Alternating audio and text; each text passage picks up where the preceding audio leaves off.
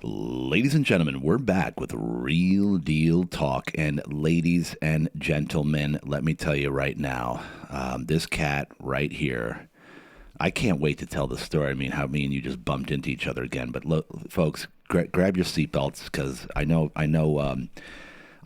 my podcasts are pretty entertaining, but this one's going to exceed all entertainment expectations because I got New York Myke in the house. If you've been in San Diego for any length of time for the last 20, 30 years, then you know who New York Myke is. He is the original only owner of San Diego Harley Davidson, right? Nope. And, well, you just sold it, though, right? I just did, but it was owned originally by the Andres family. Oh, okay. Actually, it was owned before them, but they were the people who owned it and made San Diego Harley Davidson famous back in the 50s. Wow. They were amazing people. Yeah. Brad Andres, who's still around, won the Daytona 200. That's like the Daytona 500 of motorcycle racing. And it used to be on the ocean, on the beach, right on the sand and up on A1A and all around. Yeah. He won it twice. Really? Yeah. San Diego has more motorcycle champions than any other city in the world. I had no idea. Yeah, I know a lot of people don't. Wow. But it's just, and so the Andre family owned it, and then they had to sell it because they were downtown on India Street, and the city just knocked it down to build something, streets or buildings or, whatever. And so they had to sell it, and they sold it to some dude from Chicago. Trust me, it's true. And no kidding. I came out here and I'd go to I'm from New York. Yeah. Come out to California, man. It's like, oh yeah, I'm riding motorcycles. No helmet laws. This is great. Bada bing, Yeah, but I go, I mean, this is the famous. Yeah, I mean, come on, man. Yeah. If you think surfing is big in this country, as far as like a legendary surf, it's a legendary motorcycle place. yes. Yeah. And I come and what's up? The motorcycle shops are dumps. Yeah. They're, they fancy paint jobs and blah, blah, blah, blah, blah. Nobody knew anything. Then I'd come to San Diego Harley Davidson, and they had a couple of mechanics. The mechanic, John Ray, was the best mechanic I'd ever been to, but he was this mechanic. Yeah. You had to go through the shop to get to there was nothing there. It was the nothing. Nothing. A nothing burger. Nothing and then, burger. And the other guy, Myke Hager, was a great guy, but he was like the opposite of John. Yeah. And just some funny stuff, man. And I'm going, okay. So I take my bike there, and I find out that the guy that owns the place is just a piece of garbage, man. This is bad. Right. So I go and I buy my parts from Cycle Parts West. This is back in the 80s. Yeah. And I bring it over to get the work done over. It was horrible. And then one day they tell me the place was sold. I said, I'm going to meet the new people. Good, I'm going to go down there. I go down, it's the same old guy. I said, what's going on here? And he told me, it's a long story. I'm not going to get into it. Yeah. Buy the book. Buy the book. Buy the book. And then how did you take over? What do you mean? It wasn't easy, buddy. It was. What do you mean? It's a long story, but I walk in there. I'd been a customer. I knew the guy. There were 5 employees. Yeah. There was John Ray, Myke Hager. There was a sales guy. There was a parts guy. There was another guy. That was it. Yeah. And it was horrible. And they said, Myke, buy this place. And I get out of here. I'm not buying this place. This guy's a mess. John Ray calls me one day. He says, hey, I want to have lunch. So him and Myke Hager, the 2 mechanics. Right. Well, they sit down. They come out. We have lunch. He has a piece of paper in his pocket. He says, look, if you can get the bikes to show up, you get the parts ordered, and they get the parts here at the same time the bikes here, and get this and that, we can make a lot of money in this place. And I'm going, this is, you're crazy, man. I said, I come to California, which is a long story in and of itself. Of course. And I'm going to end up buying a motorcycle dealership, let alone San Diego Harley. That's crazy. Right. So I put the whole thing together and ended up doing it, which was nuts. Nuts. The guy didn't even have a contract with Harley. He lost his dealership. He lost his contract. Didn't have anything. It was a mess. Wow. So I buy the place, trust me, it was a good deal. Yeah. Because I bought the place. There were certain contingencies. I mean, I wasn't stupid totally. Right. Yeah. Well, I was a little stupid, Yeah, but, of course. but not that stupid. Yeah. So there were some contingencies, and Harley Corporate, who I had met with, and all that. And there were some people at Harley who looked at me when we rode back. I ride every place, and one guy says to me, "You will never be a Harley dealer." Oh, seriously? Oh, man? really? Oh, yeah. It was like, I mean, we went through some stuff. That was from Harley Corporate? It was at corporate, but they, I passed the test. They interviewed, did the whole thing. Come back, and I'm still trying to wrestle with this guy to get the dealership. And we have a contract, an agreement, and he's like, it was hard, man. Yeah, And then one day I went in there with my, and then my lawyer. It was August 3rd, 1993. It was a Tuesday. He was closed Sundays and Mondays, as most dealers were on the West Coast. That's crazy. Yeah. Because Sundays and Mondays, well, I'm riding. Yeah. I remember riding up to L.A. one day for a meeting on a Monday. And I go to L.A., I'm riding, I start riding back, my bike breaks down. This is like in, 88, 89. Yeah. My bike, I was on the 405 or whatever the big freeway was at that time. Yep. 405, the 5, I don't remember. 101, I don't remember. Bike breaks down. Traffic, everything on the side of the road. There's no dealers open. They're all closed. Yeah. I mean, so anyway, that was California. I said, this is crazy, man. So we ended up making the deal that day. Exactly. I looked up at the clock because it took me all that day. It was a Tuesday. He's closed Sunday and Monday. So, we're negotiating for weeks and months and everything. And we come up to that time. And I said, look, if we don't get this signed by close of business today, it's never going to get signed. And you're done. Yeah. You can't run this, but whatever it took. And I look up and he signed, the guy, Doc, he signs it like, and walks out all angry. I look up, it's 5:55. Exactly. Yeah. And I go, wow, we just did it, right? Sign the papers. The lawyer looks at me and goes, okay, Myke, you got it now. That's it. I go, that's so cool. And then, wow. Yeah, went over to the Hog meeting, the Harley Owners Group, run by Gilbert Ochoa at the time. By the way, another name that was instrumental in me being able to do it. Because I had to meet with the people, the riders, the customers. And they're all like telling me the same thing John Ray's telling me from the other side. Yeah, we want someone here that cares. We want so for me, it was a dream come true, man. Not that I ever owned a motorcycle shop before, but I had a little motorcycle business. I did, I've been, riding Harley since the 60s. Wow. So I had a little thing I bought and sold them. And so just in order to write it off, I had a little motorcycle company, like a little aftermarket thing. But I didn't think I'd come to California. A couple of years later, I'm going to own San Diego Harley Davidson, but I did. And then all the things that I wanted to do, and I was a customer, I want it to be open when I'm there. I want to have parts. I want to have everything I need. I want to be open 7 days. Boom, we did it. So you basically came at it from a customer standpoint, customer view. I love the brand. I bought my first Harley in 1967. I was riding Triumphs and had a BSA Lightning Hornet. Was the fastest bike in the South. I was stationed in South Carolina in Sumter, right outside. Yeah. So now go back. So go back to the East here. That's where obviously you were born and raised in New York, right? Yep. Brooklyn, New York. Brooklyn, New York. Brooklyn. Okay. So tell me a little bit about that. Let's go back a little bit. Where did Myke come from? How were your parents? Were they together? No. The world sucked. Okay, the world sucked. What does that mean? It means the world sucked. It's as bad as it gets. Worse than now? Worse than now? Yeah.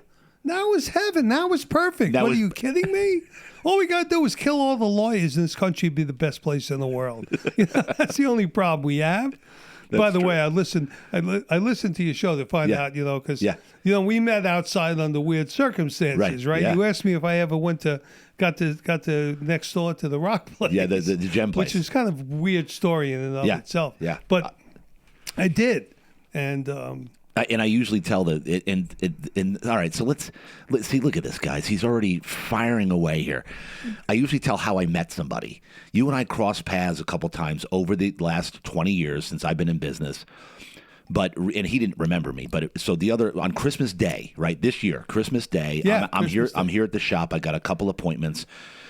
And I see these guys standing out front of the store, right? And I go out there, and they were trying to get into the Gem Place because next door is a Gem Place. By the way, Real Deal Sleep, ladies and gentlemen, is the sponsor of the show. So come buy a mattress, refer somebody. If you're watching the show, I can't thank enough. Mike jumped in on my sponsor. I got to say this. I got to say this. Yeah. This place is amazing. Thank you. This place is amazing. I look in here. I'm outside with Mike, my friend Myke Shelby. Yeah. And I skipped over that name real quick because he's a Russian. Oh, and I can't ever pronounce his name right. But he's a wonderful guy. He's a great friend. And he says to me, "We're sitting over there. It's my anniversary. It's Christmas Day." Oh, that's what it is. Yeah. And I said, I gotta get my wife. Katrina. I gotta get her a gift. We promised no gifts. Yeah. I don't know what to do. I'm uncomfortable not getting the gift. He says, "Hey, let's go to Shlomo's place, the rock place." So we came in. That's when we met you, and he was closed. And then you came outside and said, that guy's, he's been there 15 years. He's never closed. You never. And so anyway, you called. Thank you very much. Yeah. I found out and all that I recognized you. I said, "Are you New York Myke?" You said, "Yeah." How'd you know that? Yeah. And, because I remembered you distinctly, but it's been a while since I've seen you, at least 10 years. Then that other guy pulled up on the Harley. That's right. Driving by. He said, "Hey, New York Myke." Yeah, New York Myke. It was kind of funny. Meanwhile, you open the door and I look inside and I go, "Whoa, that place is beautiful." Yeah. And I got to tell you, not to do a commercial for your shop. Yeah. But it's the most, it's beautiful. It's neat. It's clean as a whistle. Oh, thank you. I mean, I can't believe it. Yeah. And my wife, who's so, she's that way. Yeah. And she would love this place. Loves it. Yeah, well, let's bring her down. I'm very uncomfortable. You're gone. It's too clean. It's too neat, too clean. Everything is. We'll get the wife in here. You do the podcast. We'll bring in the wife to shop. And there you go.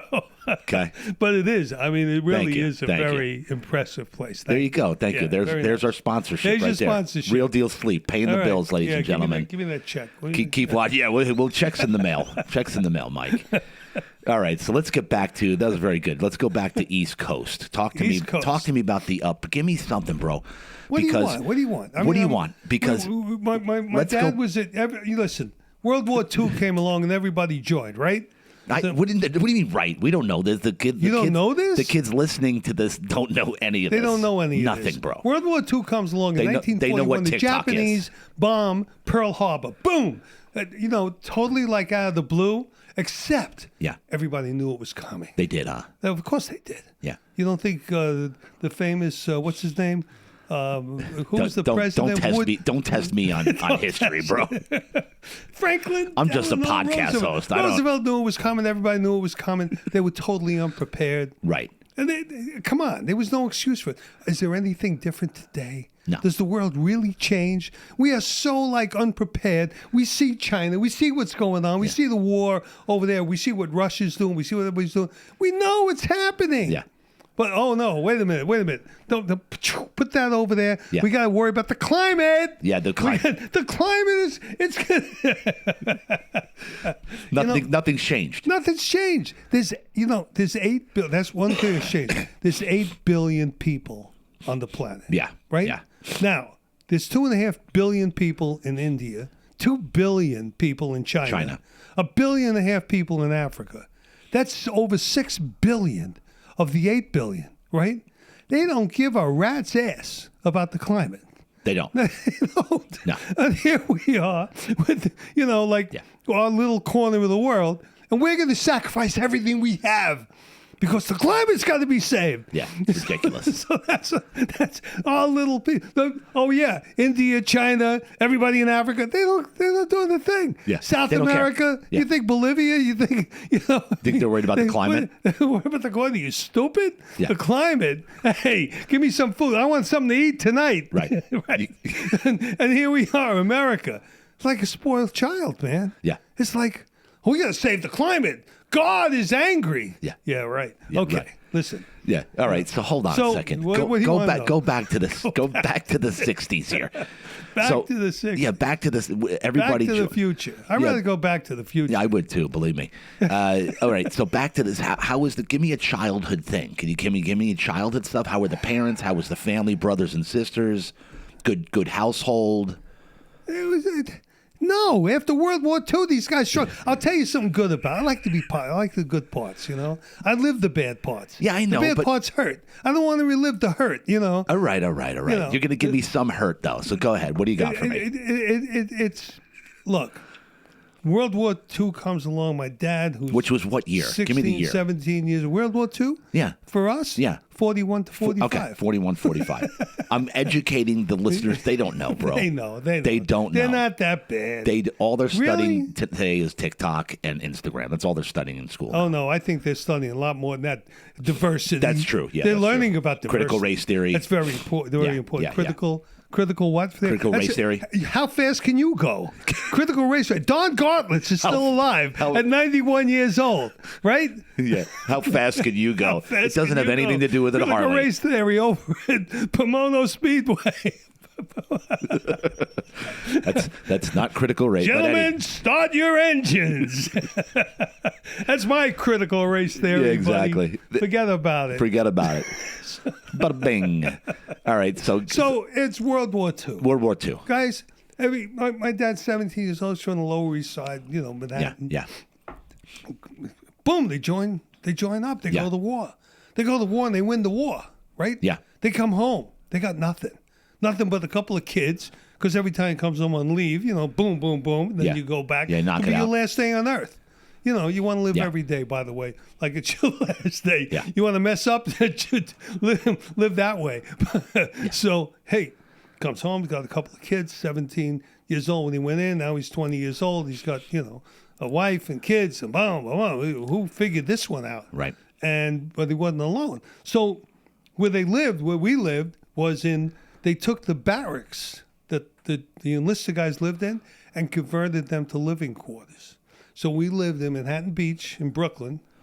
In the barracks, they converted it, and that's where I grew up till I was in the 4th grade. Then they tore that down to bring it back to a beach. It was a resort beach before the war. Yeah. Everybody went to Manhattan Beach, Brighton Beach, Coney Island, right? Coney Island. And then boom, as soon as 1941, they bombed Pearl Harbor. Oh, we got to make it into a base, right? We make it into the maritime base, and then the war's over. Nobody's prepared for these wars. Yeah. Who are these people that we elect to these offices that they don't? Hey, there's a shark in the water. Forget about that. I got to take care of this over here. What? There's a war coming. Yeah. No. No. Okay, when it gets here, we'll cross that Then bridge. we'll worry about We'll burn that bridge when it gets here. Yeah. Right? That's who we elect all the time. Woodrow Wilson, FDR. What are you kidding me? They're all the same. Yeah. I never got it, but I finally did. I'll figure it out, and I'll tell you about it. Tell me about it. I will in a minute. Okay. Right now, I'm talking about my kid. When I was a kid. Give me the So kid thing. here we are, and we moved to the project. But here's what's interesting, and I talk about this a lot on my podcast. I talk about the fact Rolling that with Myke. What's that? Rolling with New York Myke. Rolling with New York Myke, ladies and gentlemen. Podcast. And one of the things I talk about is that when I was a little baby, 3 years old, 4 years old, my dad, his shipmates and all those guys that they served with, some of the, in different organizations, because almost 15% of the country served. That's the most ever. At that time. 15%. Now, it's 0.049%, less than 1/2 of 1%. Wow. Currently serve in the military. Wow. So during the height of Vietnam, I think it was like 2 or 3%. So anyway, wow, those guys had nothing. Okay, my uncle Jock. I remember these guys sitting around because they gave them the barracks place, but there were no walls, there were no rooms. So the guys would come in and build walls and rooms. My father's shipmate Al Vasta, great guy, man, looked like a wrestler, big dude, and long hair back in those days. And they would talk. I'm a little 3-4-year-old baby. You know what they talked about? They saved the world. Those guys saved the frickin' world. Yeah. They didn't have a pot to piss in or a window to throw it out.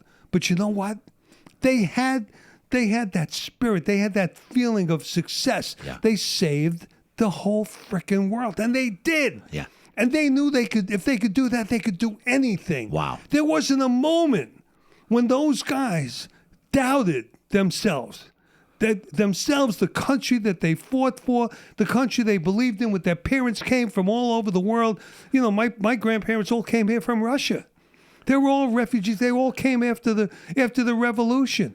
You know, and everybody else's grandparents came from some. Then all the people that came after the Holocaust that came here, you know, after the Second World War and during the war, and then joined the army and fought and joined in the battle. These were people that they celebrated America, this great country, and it was a great country. It was always a great country, and you know, even good people do bad things. Yeah. Right. Yep. You know that. Oh yeah. And I know that. Right. Right. I'm still a good guy. Yeah. No matter what I do. Yes. It doesn't matter. That's right. Every once in a while. Every once in a while. Hey, what are you going to do? What are you going to do? You know? So, but you could, if you want to get a microscope and go through the history of all the things that we did wrong, you're going to find them. Yeah. They're there. That's who we are. But if you want to look at overall, what percentage was wrong? What percentage was right? You know, if you get 51 versus 49, you're a winner. That's right. We got a lot more than 51, baby. Oh, yeah. We got way more than 51. People come here from all over the world. They're still coming from all over the world. This is the greatest place. But that was, my childhood was learning that no matter how bad things were, believe me, when you listen to your dad and his friends and their stories, it's tough, man.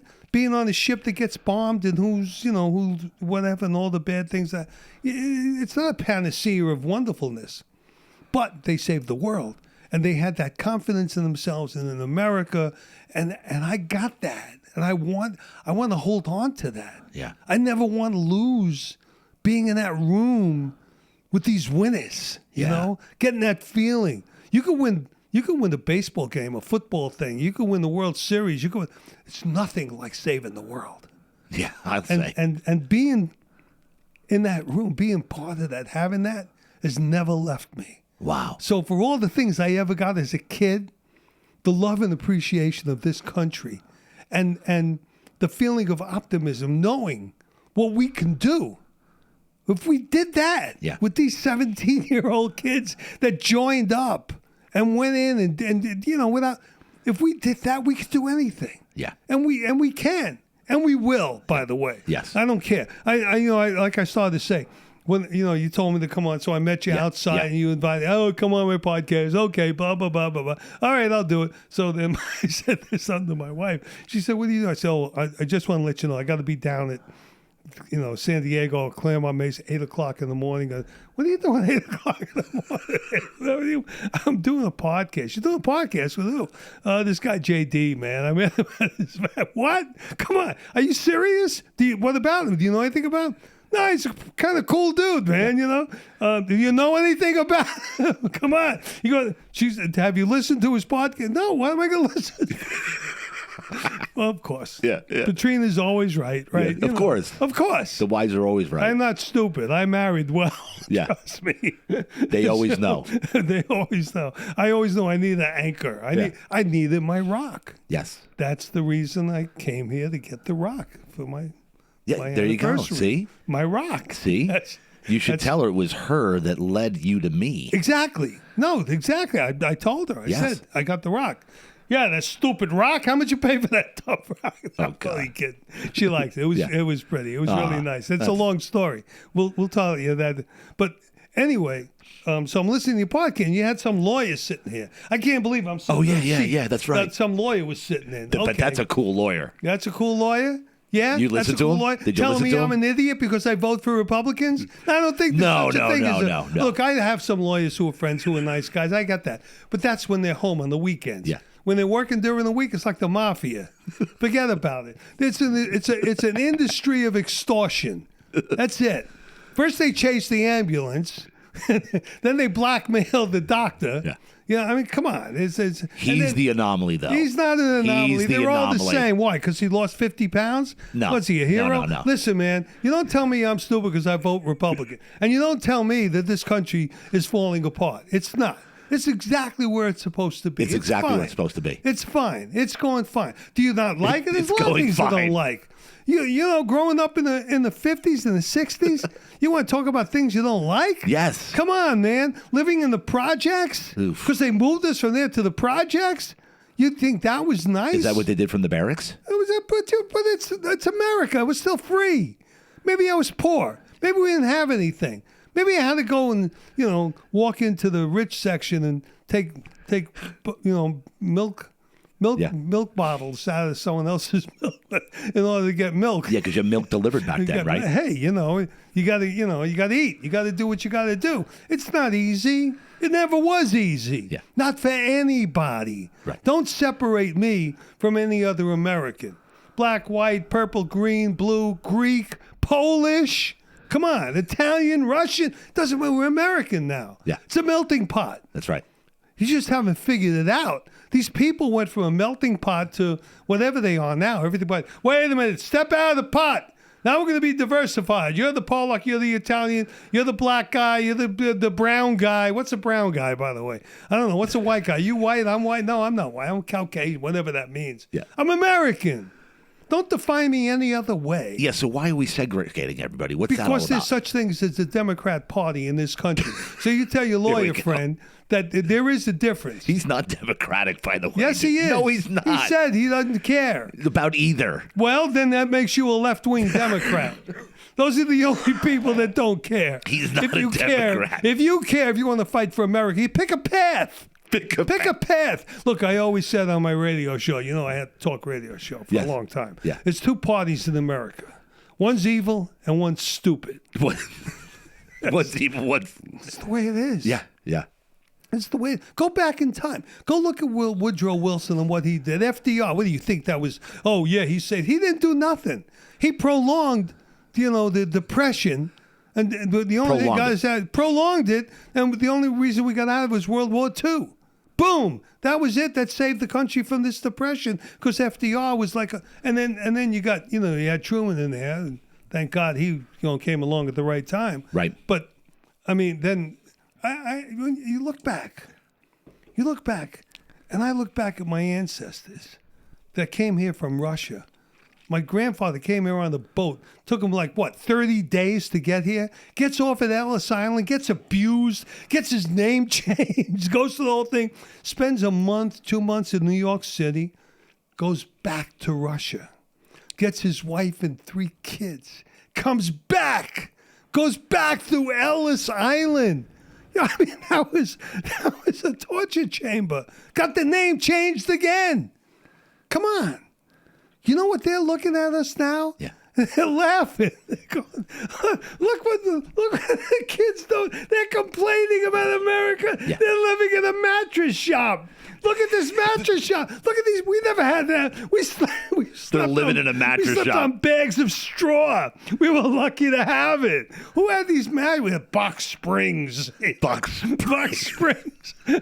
Who had this? Zero gravity. What is that? And all they're doing is complaining. Yeah. Oh, we don't like the president. Oh, yeah. How would you like to have our president? Come on.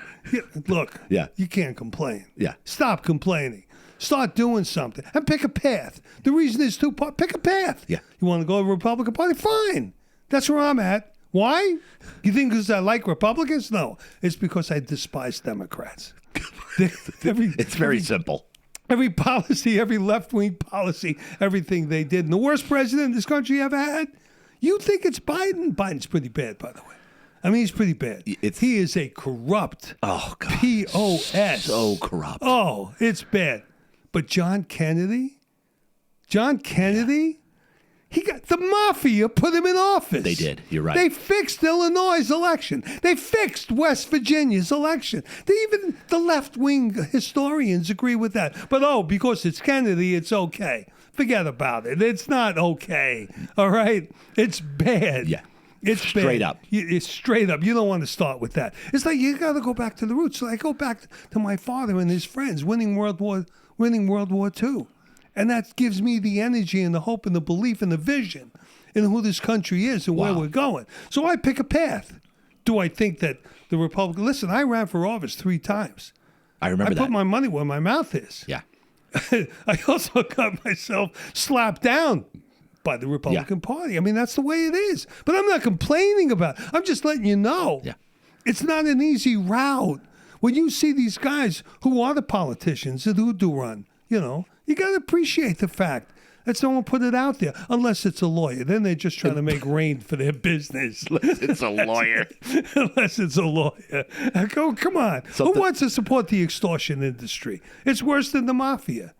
At least the mafia, you knew they were bad guys. They looked like bad guys. Yeah. They talked like bad guys. Yeah. They acted like bad guys. They told you they were bad guys. They let you know. We're extorting you. You don't pay me $400 every freaking week. You're not going to have your doors open. The lawyers, they come in. Oh, very nice. Oh, we have a contract for you. Oh, please sign these papers and everything will be fine. We're nice people.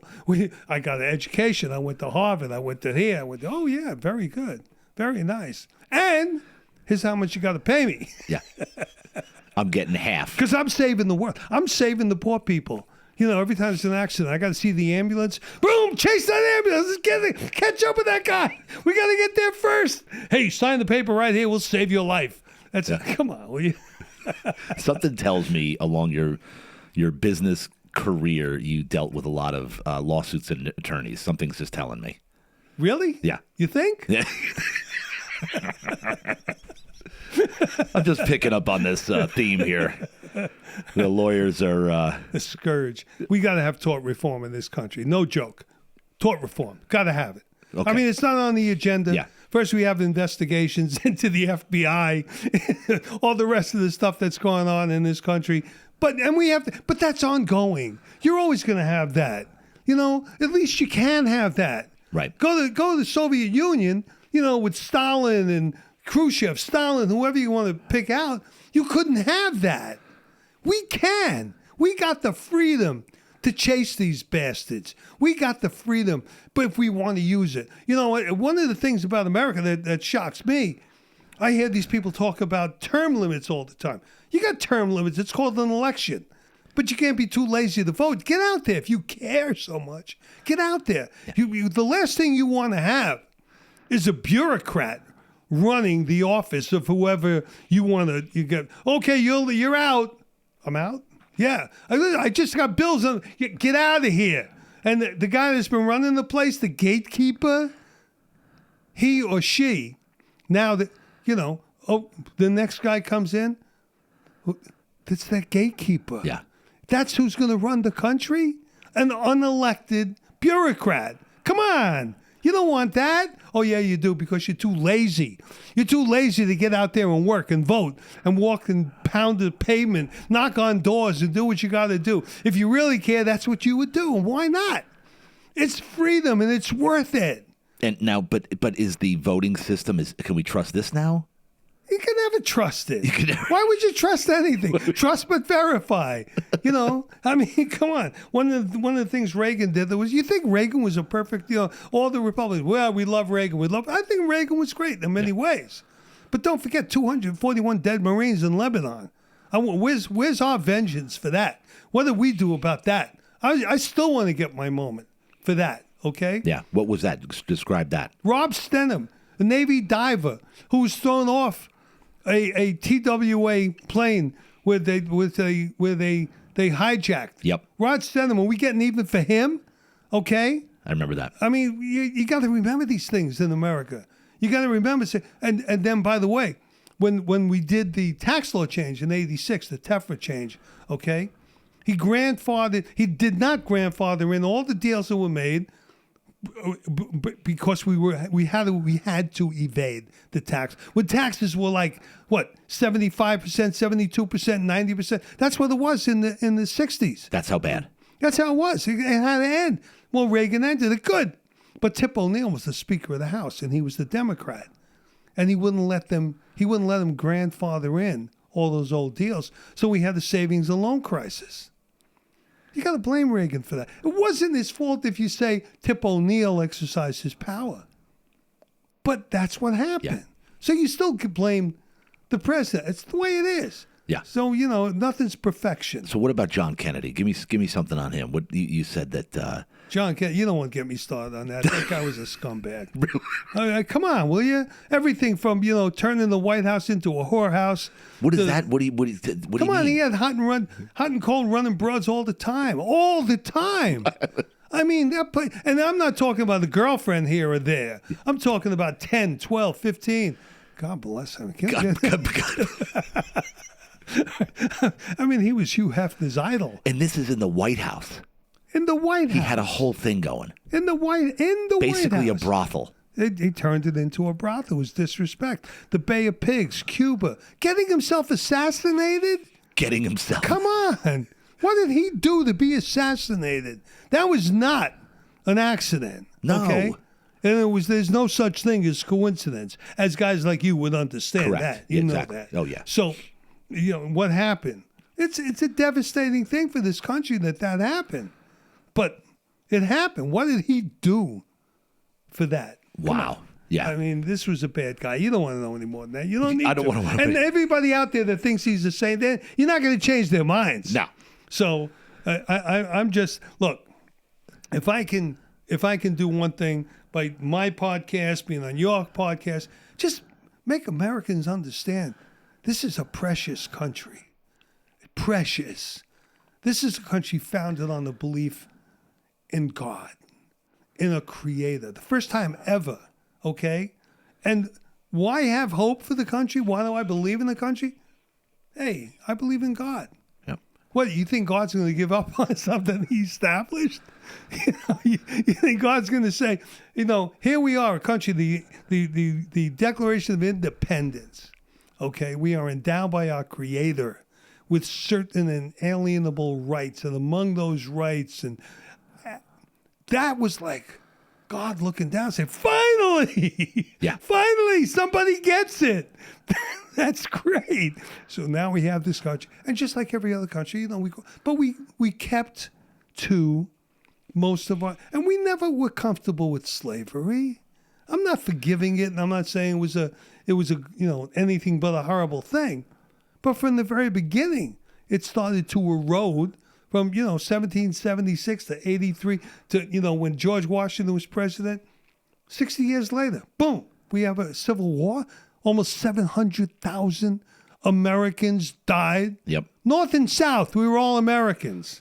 And after that was over, we were supposed to have reconciliation. So we're all Americans again. The South wasn't an enemy. And maybe it was during that period of time. We win the war, we get what we want. Boom, let's get together. Let's be one country. But no, we're not one country. Nope. We were for a while. And then all of a sudden it's like, oh, we got to tear down the statues. Why, is that going to change history? What, are you stupid? Yeah. I mean, so, but God looks at this country and says, okay, get back on track, guys. It's going to, and that's why I got faith in America. Because God doesn't make mistakes. No, you're right. He doesn't make mistakes. He or she or whatever, our creator, doesn't make mistakes. And so we're going to be fine. But we're going to have to go through trials and tribulations. No doubt about What's it. wrong with that? You went through in your life, right? Oh, yeah. Insane. Everybody. Insane amount of trials. We all go through it. And some of us worse than others. I had cancer 6 years ago. Did you really? Yeah. Went through it, got through it. Why? Because America has one of the most amazing medical systems on the planet. Thank God we're not Canada or England or Europe with this, public, whatever they have, healthcare stuff.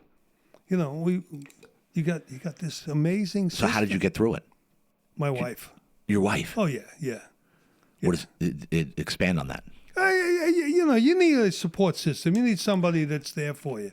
Me, I get cancer. Well, that's it. She goes, no, we got to find the best chemo. What? Okay.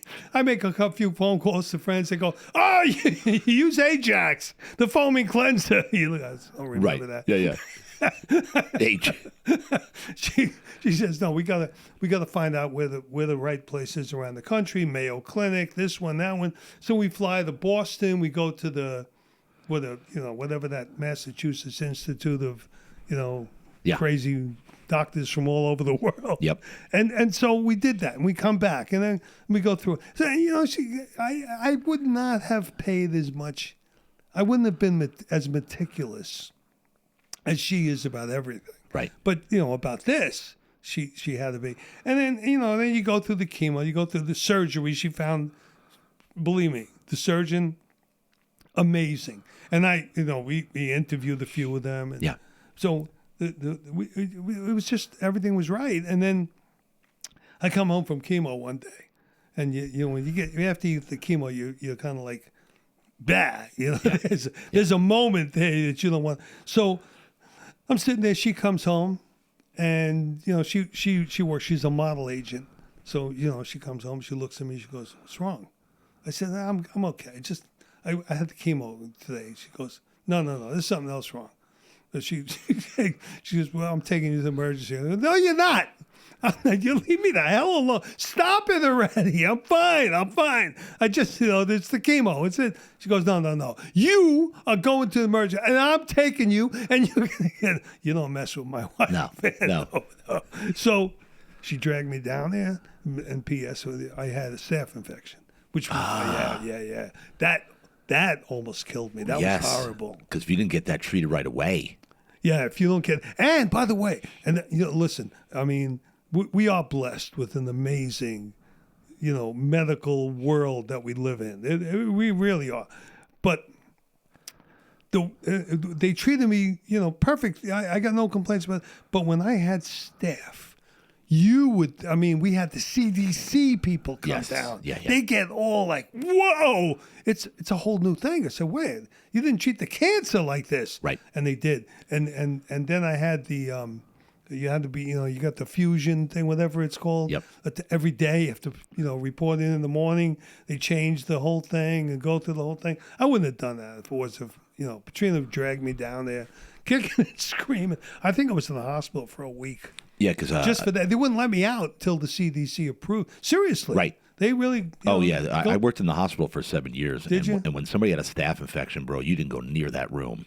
Right. You had to cover up like you were in a hazmat suit. Yeah. It was serious business. Yeah. Yeah, because it's serious. Because that can spread and wow. So I had no idea. Yeah, it was. And I'm a fatalist about most stuff like that. Yeah. What's going to be is going to be. All right, so go back because you had said you served in Vietnam. Yeah. Is that true? Of course it's true. Of course it's true. All right, so talk to me about that. Do you remember what happened? You were in high school. Did you get out of high school? How did that happen? Had nothing to do with high school. I know, but out of high school? Did you come out of high school? I'm going back to high school. No, I quit high school. You did? Yeah. I so what? Give me some school I'll give stuff. you Were you terrible in school? Were you just a nightmare? We could be here for a couple of days. That's fine. Really keep on going back like this. Come on. But no, I had to work. We couldn't survive. We didn't have at the end of the month, we never had enough money to get through it. Yeah. That's just the way it is. My dad was a hardworking guy. He worked 3 jobs. He drove a cab. I remember he had a floral delivery truck he worked on with a sliding door. I used to love going in there. When he drove the cab, sometimes he'd take me with him. I'd sit on the front seat. There was a milk box for the passenger seat, and he'd take me with him. That was, And then he worked in a luncheonette as well, and he always went to school. Really? And yeah. I could still see him. So we had a little 6th-floor apartment. We lived in 6B. 6th-floor apartment in the Sheepshead Nostrand projects, overlooking Nostrand Avenue, and 2 bedrooms. So me and my 2 brothers in one, my parents in the other. 1 bathroom at the end of the hallway. That was pretty much it. A kitchen, living room, which is one thing with a little island in the middle. And that's it, And then so it was. Yeah, my dad worked his ass off, and it's seeing that, not only is it important that people, the government's going to tell you, you have to have a living wage. Yeah, pat you on the head, get you a living wage. From what? Some business is going to pay somebody, what, $25, $30 an hour for what? The government tells you how much. I don't understand all that. This is a capitalist country. This is a freedom. You're free them to fail. You're free them to succeed. You're always free to try. Right. Give it a shot, man. Do what you got to do. But when you do what my dad did, you instill your children with that sense of, I'm proud of my dad for doing that. And he went to the ABC School of Broadcasting after the war while working all those jobs. And then, because we lived in Brooklyn, you couldn't get a New York City. You're not going to be a broadcaster or a disc jockey in New York City. Well, you don't know that when you're 24, 25 years old and you got a wife and 3 kids. And it's a madhouse. It was tough growing up. Yeah. Man, it was not easy. And the toll it takes. You want to talk about mental health?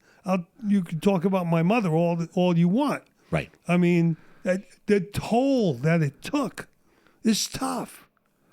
But wait a minute. Hey, government, come here. Fix this, will you? Yeah, no. Fix it. No, they don't fix anything. And so when he got the opportunity years after, it was in Ohio.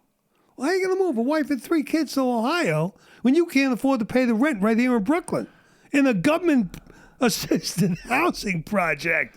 Oh, and you're going to move to Ohio? I don't think so. So it didn't happen. So you know what he did? Still driving cabs, still working in a luncheonette, still doing whatever else he did. He went back to school. And he got an insurance agent's license. How about that? Yeah. That's the kind of example you set, not just for your kids, but that's what America's made out of. That's the American dream. The American dream isn't a balloon that's up there and you go, wow, that's it. No. It's like an opportunity to go to work, go to school, to study, to do what you got to do, to get what you got to get, to make your life what you want it to be. And to set the example for the people around you who you love, who you want to inspire. That's right. Because the highest calling we have is the calling that enables us to inspire others. And, Love that. And that's what my dad did for me. And so, it was tough. What was your question? Vietnam. How did you get to Vietnam? So naturally, you grow up in. We went back to high school. You grow up in that environment. Our parents, World War II, Korea. It was never a doubt in my mind that I was going to be in the military. Okay. Yeah. It was just I lived in Coney Island. I used to work in Coney Island. Worked at Raven Hall. Worked at some other place. It's the parachute jump. And, all the guys who were paratroopers would hang around. I'm like, 10 years old, 11 years old. And they come around, blouse boots and everything. I always wanted to be a paratrooper. All my friends wanted to be Marines. That's all we talked about. Yeah. You're 10, 11 years old. Who's going to be a Marine? Who's going to be in the Navy? My cousin Kenny Jackowitz, UDT. We used to watch Sea Hunt. Sea Hunt? Yeah, Sea Hunt. And how the Navy won World War II, the submarines and all this stuff. We used to go to Coney Island swimming all the time. He'd work on holding his breath underwater. I'd work on getting out of the water. Yeah. It's too cold. Yeah. So he wanted to be that, but that's what we did. That's what we talked about.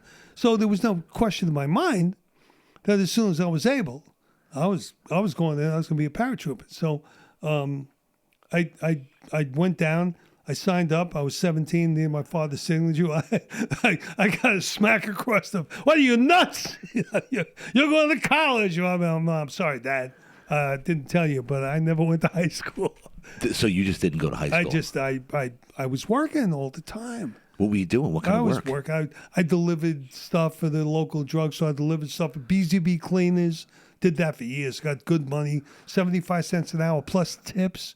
Delivered 75 cents an hour. That was huge. 75 cents an hour. Not only that. That's big money. Every hour. Think about this, ladies and gentlemen. Listen. Because what's San Diego minimum wage? 16 an hour now? I don't 16 or something? It's a joke. Or 18? It's crazy. It's anti-capitalism. It's killing businesses. It's killing local restaurants. It's like this is what they wanted to do. But then you look at the people. The people voted for it. They voted again. Yeah. For the same things over and over and over again. They want failure. But maybe they know something. You got to hit bottom before you still go. Right. Let's hurry up. Yeah. Let's hurry. Biden, come on in. We need to get to the bottom. You know what? That's a good name for a book. We need to get to the bottom of this. We need to get to the bottom of this. Bottom Biden. We need get to the bottom Biden. We need to hit bottom, and we need to listen. I'm glad that the Republicans won. I mean, thank God, and we're going to have these investigations. We're going to have these other things. But it's also puzzling that they didn't win bigger. But it's not so puzzling when you think about it, and I talk about it all the time, the fact that we had 50 years of trying to overturn Roe v. Wade, and then we had the majority in the Supreme Court to vote for that for the last, 3 years, 3 years since Trump. And we were totally unprepared. You would think that people would, okay, we're getting close. What are we going to do when they actually overturned Roe v. Wade? We watched it. We saw the case in Mississippi. We saw what was going on. We saw boom, boom, boom. Totally unprepared. Because there's a lot of people out there that don't understand what the word freedom means. They don't get freedom. Because what they've had is this distorted thing for the last, 50 years. Yeah. And they don't get how precious that freedom is. And so they're unprepared. How can you be a politician and be worth anything if you're not prepared for something as obvious as what happened? Right. And they weren't. And it cost them a lot. It cost the country a lot. Yeah. Well, of course, there's the other side of the country that has a whole different perspective. So, my path is on the right side, conservative. That's the Republican Party represents most of my views most of the time. Not all the time. There's a lot of times. But you can't let the world come to an end because one thing that's, goes the wrong way. It's going to happen. Right. It's not a problem. But on the other side, the Democrats, they see it all differently. They see the government as the savior. They see living wage, minimum wage. They see XRT or whatever it's called, CRT or whatever. Yep. They see gender fluidity. They see that's science. They're the party of science. Isn't that what they said? Yes. 32 genders? What does science tell you? How many genders are there? And listen, I feel bad. I understand that, if you're black, I get it. Imagine a black guy actually walking through, what's that fancy place up there in L.A. where all the Hollywood stars live? Oh, Beverly Hills. Beverly Hills. Must be scary. Imagine that. Walking through Beverly Hills. Man, somebody might come outside, beat your ass up, man. You take advantage of you. Steal your wallet. Yeah. I don't think so. No. I don't think so. It's not going to happen. I was a kid, Brooklyn. I lived for a little while in Bedford-Stuyvesant. Yeah. That's like Harlem and Brooklyn, all right? Yeah. And I was walking down the street in the frickin' 50s, and the black guys, the older guys, would look at me. Hey, kid, are you lost? What are you doing? No, I live around the corner. Are you nuts? Yeah, it was a little. So I don't get it. I don't get it. Yeah. By the way, in the military, you asked me about Vietnam. Yeah.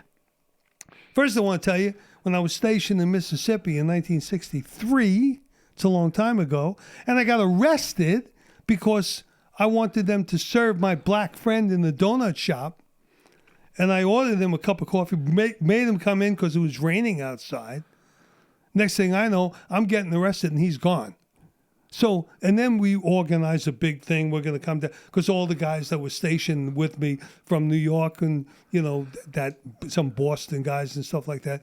What we ended up doing, you won't recognize this, but we looked around. We said, it's just us. And there was about 50 of us. Yeah. We were going to go marching. It was just us. We're the guys we're marching for. We're the guys I get arrested for. They weren't around. Well, I can't blame them. 1963. We ended up playing Johnny on the Pony till the military police, the MPs came and broke it up. But that's what we ended up doing. But, we did all that in spite of the individual. I went to Vietnam. I started to tell you, Yeah. I joined because I always wanted to be a paratrooper. So I get down to Whitehall Street, which is where everybody goes. And did you just not go to high school? Did your parents even know that you didn't go? They kind of knew because I got arrested in, I don't know the year, and I had to go to court, and I got sent up to youth house, 1212 Spofford Avenue. This youth is how house. they knew you didn't go to high school? They knew I didn't go because I was going to a 700 school in youth house in the Bronx. So, Why did you get sent there? Because I was stealing cars. You were stealing cars? Stealing cars, amongst other things. Amongst other things. And look, you're growing up in a... Hey, do what you got to do. Do what you got to do. I didn't just work. I worked and I went home, and of course, every whatever money I made went to the house. Not voluntarily all the time. Right. But I had to chip in. Had to get.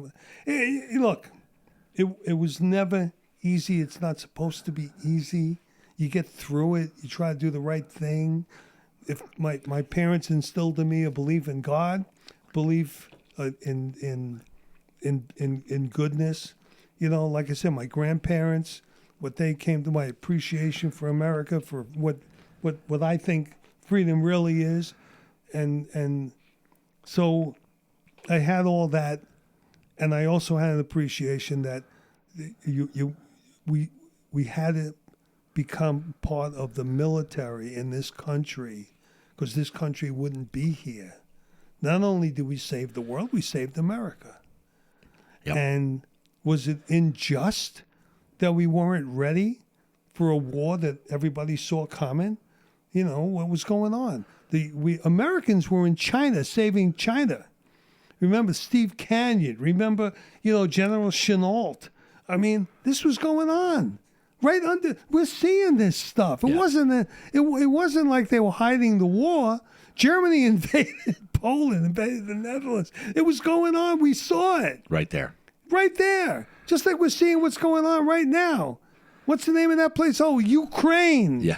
Ukraine, our baby brother country. We're sending them to college. Yeah. All the money. They're coming here to learn how to use the Patriot missiles, right? I mean, Billions. It's crazy. It's absolutely crazy. Not that it's the money. Not that they're not fighting a surrogate war for us. But if you're going to fight a surrogate war for me, I want to know exactly what you're doing, how you're doing it, how you train your soldiers, what your moral code is. Is there any corruption going on? And for the most part, I want to audit every nickel that's going over there, because half of it's coming back to the Democrats 100%. In office. Right? Yeah. We know that. The other half is going into Zelensky's pockets. This is the most corrupt country in the world. Hello, I'll say one word. Burisma. Am I right? Yeah. So let's go back. I go down to Whitehall Street. Yeah. And I'm filling out a paper, right? And the paper says education. Junior college. Oh. Yeah, associate degree. Oh. Okay. So next thing I know, guy comes in where I'm getting ready to be sworn in. I'm going to become a U.S. paratrooper. Guy comes in. He says, "Hey, I'm from the Air Force. I see you have, 2 years of college." Oh, me? No. Well, you wrote, "Hey, here's your application." Oh, yeah. Yeah, that's true. So we're putting together a commando operation for the Air Force. It's an extra year. It's 4 years, not 3 years. And, we promise to send you through jump school. You'll be jump qualified, but you're also going to be doing all this special stuff, commando stuff, all right? Ooh, I like that. So I did. I signed up. I learned a very valuable lesson. Signed up, go to basic training, go through the whole thing. Then they send you the keys to learn about radios, your air traffic control. You got to go through the schools. Yeah. Well, I'm going to be a paratrooper. I want to be a badass, man, blah, blah, blah. But first you got to go to the schools. Uh-oh. I go to the schools. I'm going, what the? Are you kidding me? I'm sitting in there. You think high school class was rough? No, this was, whoa. Yeah. And I'm like, but I was a guy that, I'm not a complaining kind of guy, but I'm digging. I'm talking to the teachers. I'm learning shit that I never knew. Learning shit about radios and resistors and ohm machines, how to figure out how to fix this and do that, and all this stuff. And after a few months, the teacher comes and goes, "Hey, you're gonna get recycled. You're not gonna pass. You're gonna fail." Oh yeah. Well, if I fail, I don't get to the next step. I don't get my dream, my goal as a kid. Right. It's not a dream, it's a goal. And so I said, "Man, what can I do?" Well, you can get recycled if you drop out now. Get recycled. You can get through the second time. I mean, you might pass, but Myke, honestly, what were you saying? So I did that. And it's a lesson because high So school's not a you joke. recycled. I did. I got recycled and got a lot of good help from the guys who give me some extra help. Yeah. And Yeah. get me through it. Yep. You had to learn it. You couldn't. Yeah. Listen, you're not going to get out of it. This isn't some high school bullshit thing. This Yeah. is the real deal. Yeah. And so, but I learned a valuable lesson. I needed high school. I needed to learn that. I went through that, because I was the smartest guy in the class. I knew everything. I knew more than the teacher, right? Except in Spanish, because I couldn't speak Spanish. But all the other teachers, I mean, you learn a lesson. And I try to pass that on to the next generation and to people out there. Yeah. If you're in high school or college, learn something. I used to tell my kids would come home and, "Hey, Dad, I got a B+, I got an A." I don't care. What'd you learn? Tell me what you learned. I want to know. And that's what's important. School's important. I didn't think it was. I didn't like it. It was a harsh environment. There was always fights going on. There was always, we had gang wars. It was Brooklyn, man. Yeah. I mean, the gang wars we had, we used to have Molotov cocktails in the sewers that would line in. You pick up the sewer and there's a little ledge. We have Pepsi-Cola bottles with gasoline and rags underneath that. I mean, nothing's changed. I mean, now don't get me wrong. The weapons of today way surpass our zip guns and Molotov cocktails. But we had that. And so I go in and now I'm in the. You like the way I jump around from place to place? It's crazy, good. No, right? you're good. That's how my mind is. I brought you back. That's why I'm so uncomfortable walking in here. It's so neat and clean. It's so neat The and store clean. is amazing. No, it really is. It's impressive. And I'm uncomfortable. What can I say? The clean environment. It's like my Meticulous. house. Yeah, like I your- walk in my house. There's nothing out of place. Yeah, your wife. Yeah, absolutely. I got a wife and two great dogs, and there's nothing out of place. Well, the dogs, sometimes they leave their toys, which I'm grateful for, because then they get yelled at more than me. Right. So there's some things you got to be grateful for in life. Absolutely. But, no, it's... So you it's- passed. You So passed. I passed. So what happened from that point? Well, I got sent to Shaw Air Force Base, the home of the Tactical Air Command. Yeah. In South Carolina. Is that when you started learning how to jump? Well, then I got sent to jump school at Fort Benning. How was that? Get E&E school. It was all good. E&E school down in went down to Florida to Eglin Air Force Base and Herbert Field and go through the training down there. Then went through training in Fort Benning again. Then went to Fort Campbell, which is the 101st Airborne. Used to go up to 82nd and went to Fort Bragg and make, I mean, you do the whole thing, Were you with any friends from school that went in with you? No. And then, okay, so then talk to me. Did you go to Vietnam? Where did you do? Yeah, you go through the training. Yep. You go through everything else. And it was 1965. So 64, it was early. Most of my guys went to the Dominican Republic. Yeah. I almost went in that one. That was with the 82nd Airborne. And half of my team, we were going through the training was much more random. It wasn't like a focused school Yep. that you're going to graduate from in 6 months or a year and, get your beret and move forward. We didn't have that. It was sporadic.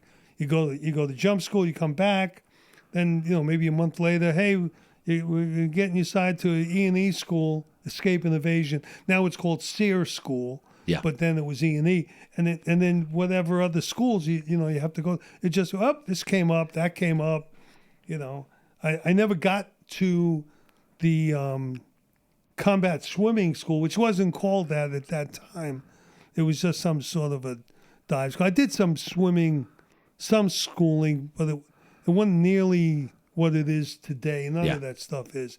And then I got sent to Vietnam, which is a long story, but we got sent. There were 13 of us, if I remember, at 7 pilots, forward air controls, FACs, and my team was a 507 DA, the Direct Air Support Squadron, back them up, and we were TAC Ps, so we gave them all the, brought in the airstrikes, gave them all the support, made sure the radios worked, and we're all set up.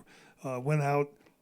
Sometimes you go out with the search and destroy missions or whatever they had going out in the middle of the jungle, bring in the airstrikes when they go. But basically, we brought in the airstrikes for the 101st Airborne 1st Brigade. Yeah. So we get over there, and here's the thing. I'm not a politician, or at least I wasn't then. I've done a lot since. So it's hard for me. I don't want to make it like a disclaimer, but then it was. Yeah. I wasn't. I don't know how we got there. Was it Kennedy? Was it before Kennedy? Dien Ben Phu and all the rest of it. We're there. I get in country, and we're in the middle of. We went from Queen Anne to Phan Rang, which was all jungle. We laid the PCP runways, the plastic stuff. We laid those runways in the middle of jungles. After we left, they brought in 10,000-foot concrete runways for jets. We didn't have that luxury. But we get out there in the middle of the jungle, and you meet these people, these South Vietnamese people. They're just the sweetest people you've ever met in your entire life. They were wonderful people. I remember the little Catholic girls wearing the same Catholic girl uniforms that, we have here. And then the Buddhist kids, with the yellow Buddhist things but that's what I remember. I remember the kids worked on the farm, the rice paddies, little kids bringing in the elephants, bringing in the equipment, whatever they did. It's just, these are peaceful people. This wasn't a warrior class. Right.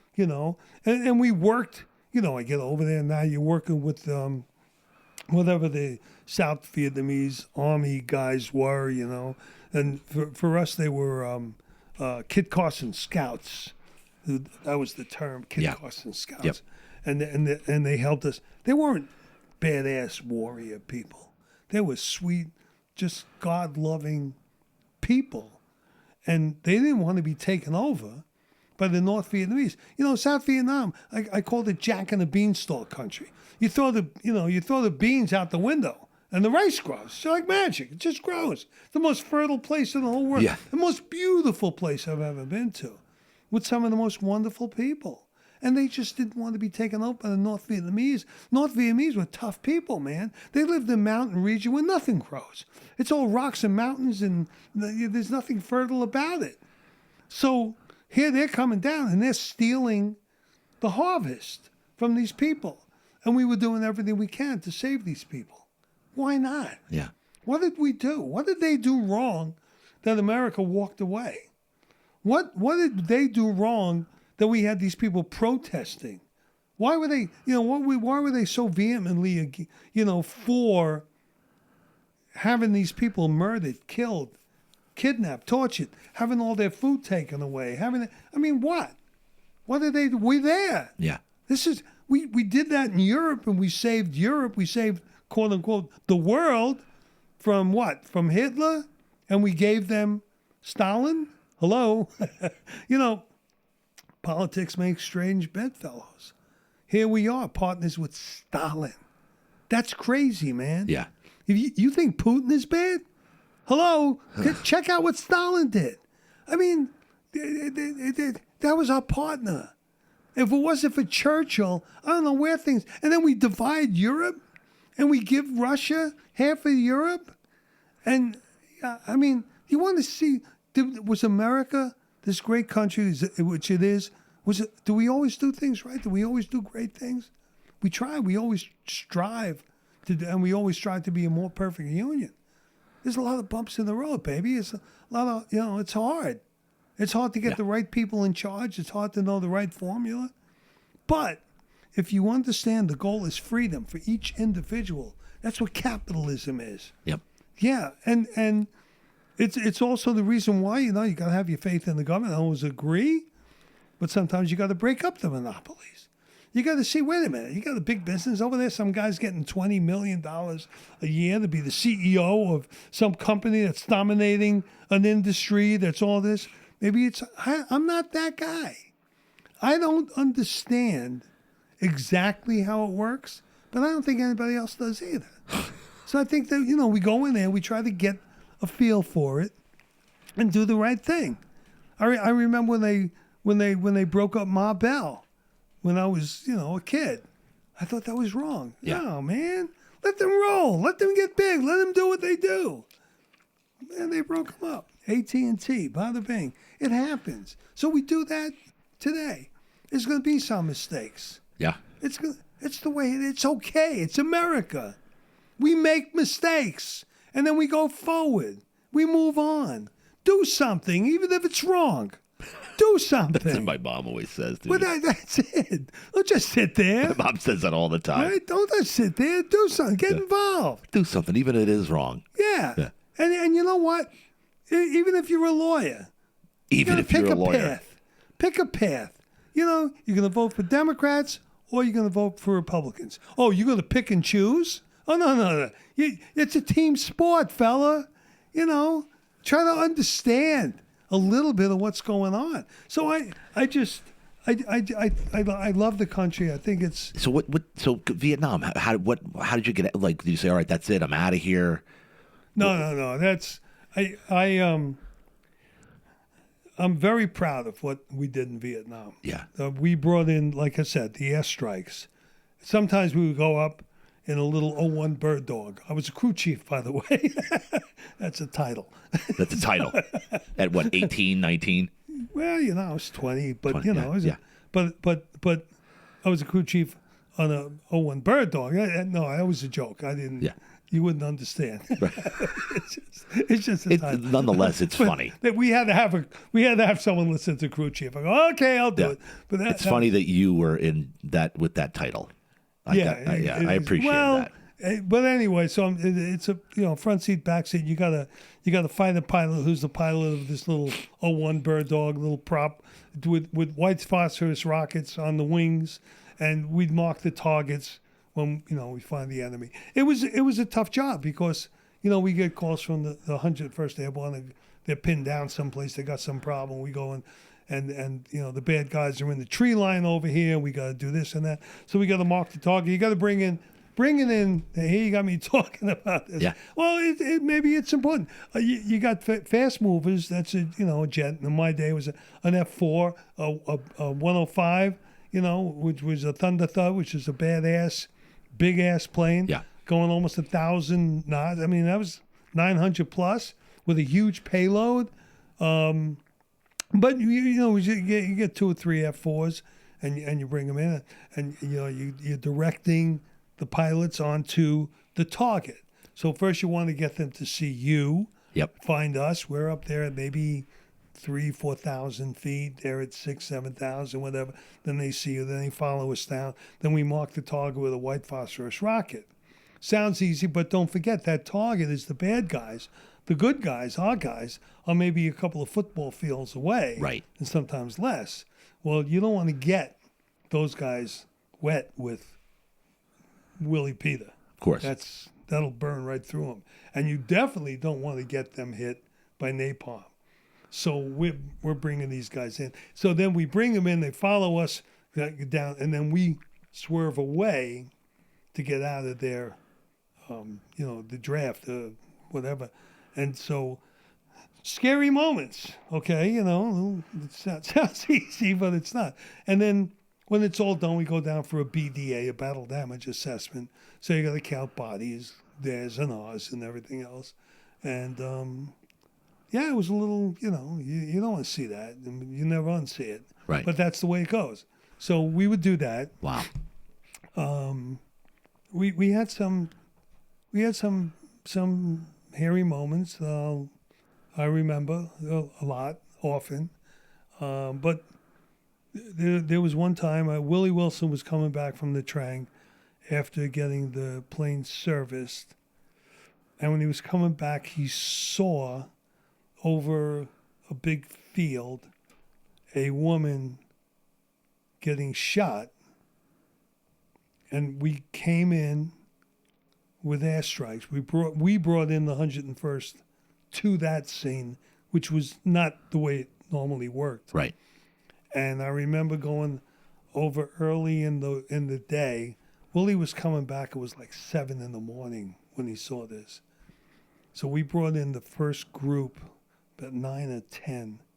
And I remember Willie describing the scene. And we flew over, and there's this woman in a white blouse with blood. She's spread eagle face down, right in the frickin' middle of this, I don't want to say a rice paddy, Yeah. but they were harvesting the rice. But for us, it was a big old field. It's a long time ago, and that's what my memory is. And so we brought the 101st in. They came in, cleaned out all the North Vietnamese regulars. It was a full day. And I was the first plane, and then the last flight, the pilot was Bob Satola. And Bob was a second Louis, if I remember right. We went down. By this time, there was a stack of bodies that was higher than this building. And it was like, wow.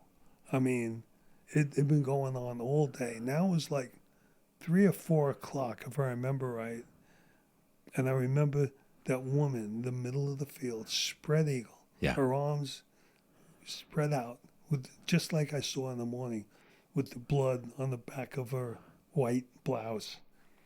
And it was horrible. I mean, I remember puking out the back windows. I had an M79 grenade launcher and my AR-15. And I remember, flying over that body. And we went down. I don't remember why we got down that low during the whole thing, but we did. And it was, I think Bob just wanted to see if that was real, But I just puked. And, we'd fly up there about 4 hours at a time. We had enough fuel for that. And we were coming back, and it was getting dark. And there was a convoy that needed some help with. So we ended up flying convoy cover on the way back. And then I was wiped out. I fell dead asleep. Here I am. we had a whole, whatever we did for that whole time. Yeah. We're running out of fuel going back. And I'm like, okay, Bob, just get us home. I'm not even thinking. I'm dead asleep. And I was up for the convoy. Because convoy, don't forget, when you're doing this in this little plane, zigging and zagging, it's almost better than not trying to get out of the way of a F-105 at the same time. Don't get me wrong. But it's still crazy. But then and next thing I know, Bob's yelling at me because now it's dark, on the edge of dark. Yeah. We're landing on this PCP runway that we laid down with no lights. We can't even see shit. And he's calling, and he's like, wake up, Myke. He's panicking because he needs my eyes in the back. And, it's like we just felt our way back. But, we did all that. I got to tell you one other quick story. Me and Jim Donaldson. No, it wasn't Jim. It was Robin Shea, me and Leroy Siffring. All right. Now, you got to understand, we're combat controllers, buddy. We're bringing in airstrikes. We're putting our ass on the line every day for the 101st Airborne. We're embedded with the 1st Brigade. We're interacting with them. We got battles going on with them. I got an Article 15 for. I kept a fatigue shirt. I cut the sleeves off when I came back. Now, when you go out and you're walking through the jungles, right? You're not wearing short sleeves. Right. Trust me. And when I'm on an airstrike, whatever I'm doing. But when I'm not working, I'm back. I'm going to put my short sleeves on. Okay? Yeah. I got a freaking Article 15 for that, for some goddamn second lieutenant from the 101st Airborne. Oh, really? Yeah. And now, I'm very involved in the wall. And I'm very involved in that statue of the 3 soldiers with the American flag. There's some stories there that you want to hear. We don't have time today, I'm sure, but trust me, you want to hear those stories. There's a plaque on the ground dedicated to those who died from Agent Orange. That plaque cost $750,000. Jan Scruggs, who's a friend of mine, the founder of the Wall, asked me for help raising the money. I got Harley Davidson to put up over $250,000 of it. Wow. Gail Leone was the lawyer at Harley, left wing, but she was a friend of mine. And I asked her, I said, I need money. 'Cause anytime I need money for veterans issues from Harley, I usually did pretty good. And they put up that money. Anyway, that statue of the 3 soldiers, I don't know if you've ever been there, Yeah. none of them have sleeves. No kidding. None of them have sleeves. It's an irony of ironies that you got 3 soldiers up there, Vietnam, supposedly of different, it's a diversity thing. Stupid. But those 3 soldiers, and none of them have sleeves. So here we are. It was me, Leroy Siffring, and Robin Shea. And Leroy was one of the, he was a smart guy. He could do everything right. Setting things up with everything. Robin Shea was the first Air Force guy I ever knew who got a CIB, a Combat Infantryman's Badge, awarded from the Army. That was Robin Shea. Wow. Little skinny dude, man. Skinny as a rail, but tough as a lion. That was Robin. So we come back from an airstrike. I don't remember the circumstances. And so we go to this bar down. Now, when I say downtown, it's dirt roads. Yeah. There's nothing paved. The buildings are tin, beer cans put together. But, that's the only place you had for a little bit of solace in the afternoon. We got back, whether one of us got back or 2 of us, whatever. We said, hey, let's go. We grab a Jeep, which I stole the Jeep. And I had a Jeep. I stole it. Stole it from the MPs and painted it over with a spray can. It was mine. It was at my disposal. I did that for Mr. Puth, who was a, what do you call those guys? PsyOps guy. Yeah. Right? So anyway, that made it legit. Of course. Oh, yeah. Anyway, that's another story. But we're down, and just the 3 of us in this little pooch that's selling beer. And after about, a couple hours of having a few beers, a few guys come in. The bomber sergeant comes over. Oh, you got to go. Go now. You go now. Where are we going now? Next thing we know, we got 3, 4, 5 guys. They're all black. 101st Airborne. These are the guys we're saving all the time. 3, 4, 5 black guys are in there. She go, oh, you go now. Now, some of the other girls that were serving us, gotta go. You gotta go. You can't be. Next thing we know, there's 8 or 10 guys. They're all black. I don't care. They're 101st Airborne. What do I care? Yeah. Next thing we know, black guy comes over. This is our place. Oh, you can't be here. What do you mean we can't be here? We just saved your ass last week. We did. You can't be. Next thing we know, we got 6, 7, 8 guys coming after us. And don't forget, I'm in those days, you don't want to mess with me. Yeah. Okay? I was a badass. Legitimately. Yeah. And they come in, and the next thing I know, they grab Leroy was first. And of course, Robin Shea, he was on it. I grab a guy, but there's like 10 of them. And they're throwing us out because we're white. Mike Honcho, the MP, who is bigger than you, about twice your size actually, comes in, punches the guy that's holding Leroy. This happened so fast. But Punch, I guess the Mamasan called the MPs, seeing this thing start to boil up. So we go, and they said, this is our place. It was the black guys had their home there, and they didn't want white guys there. That was it. Honcho blasted this guy. His teeth went out of his mouth. You could see it. And we're in the middle of this, this scuffle and everything. And, that broke the whole thing up.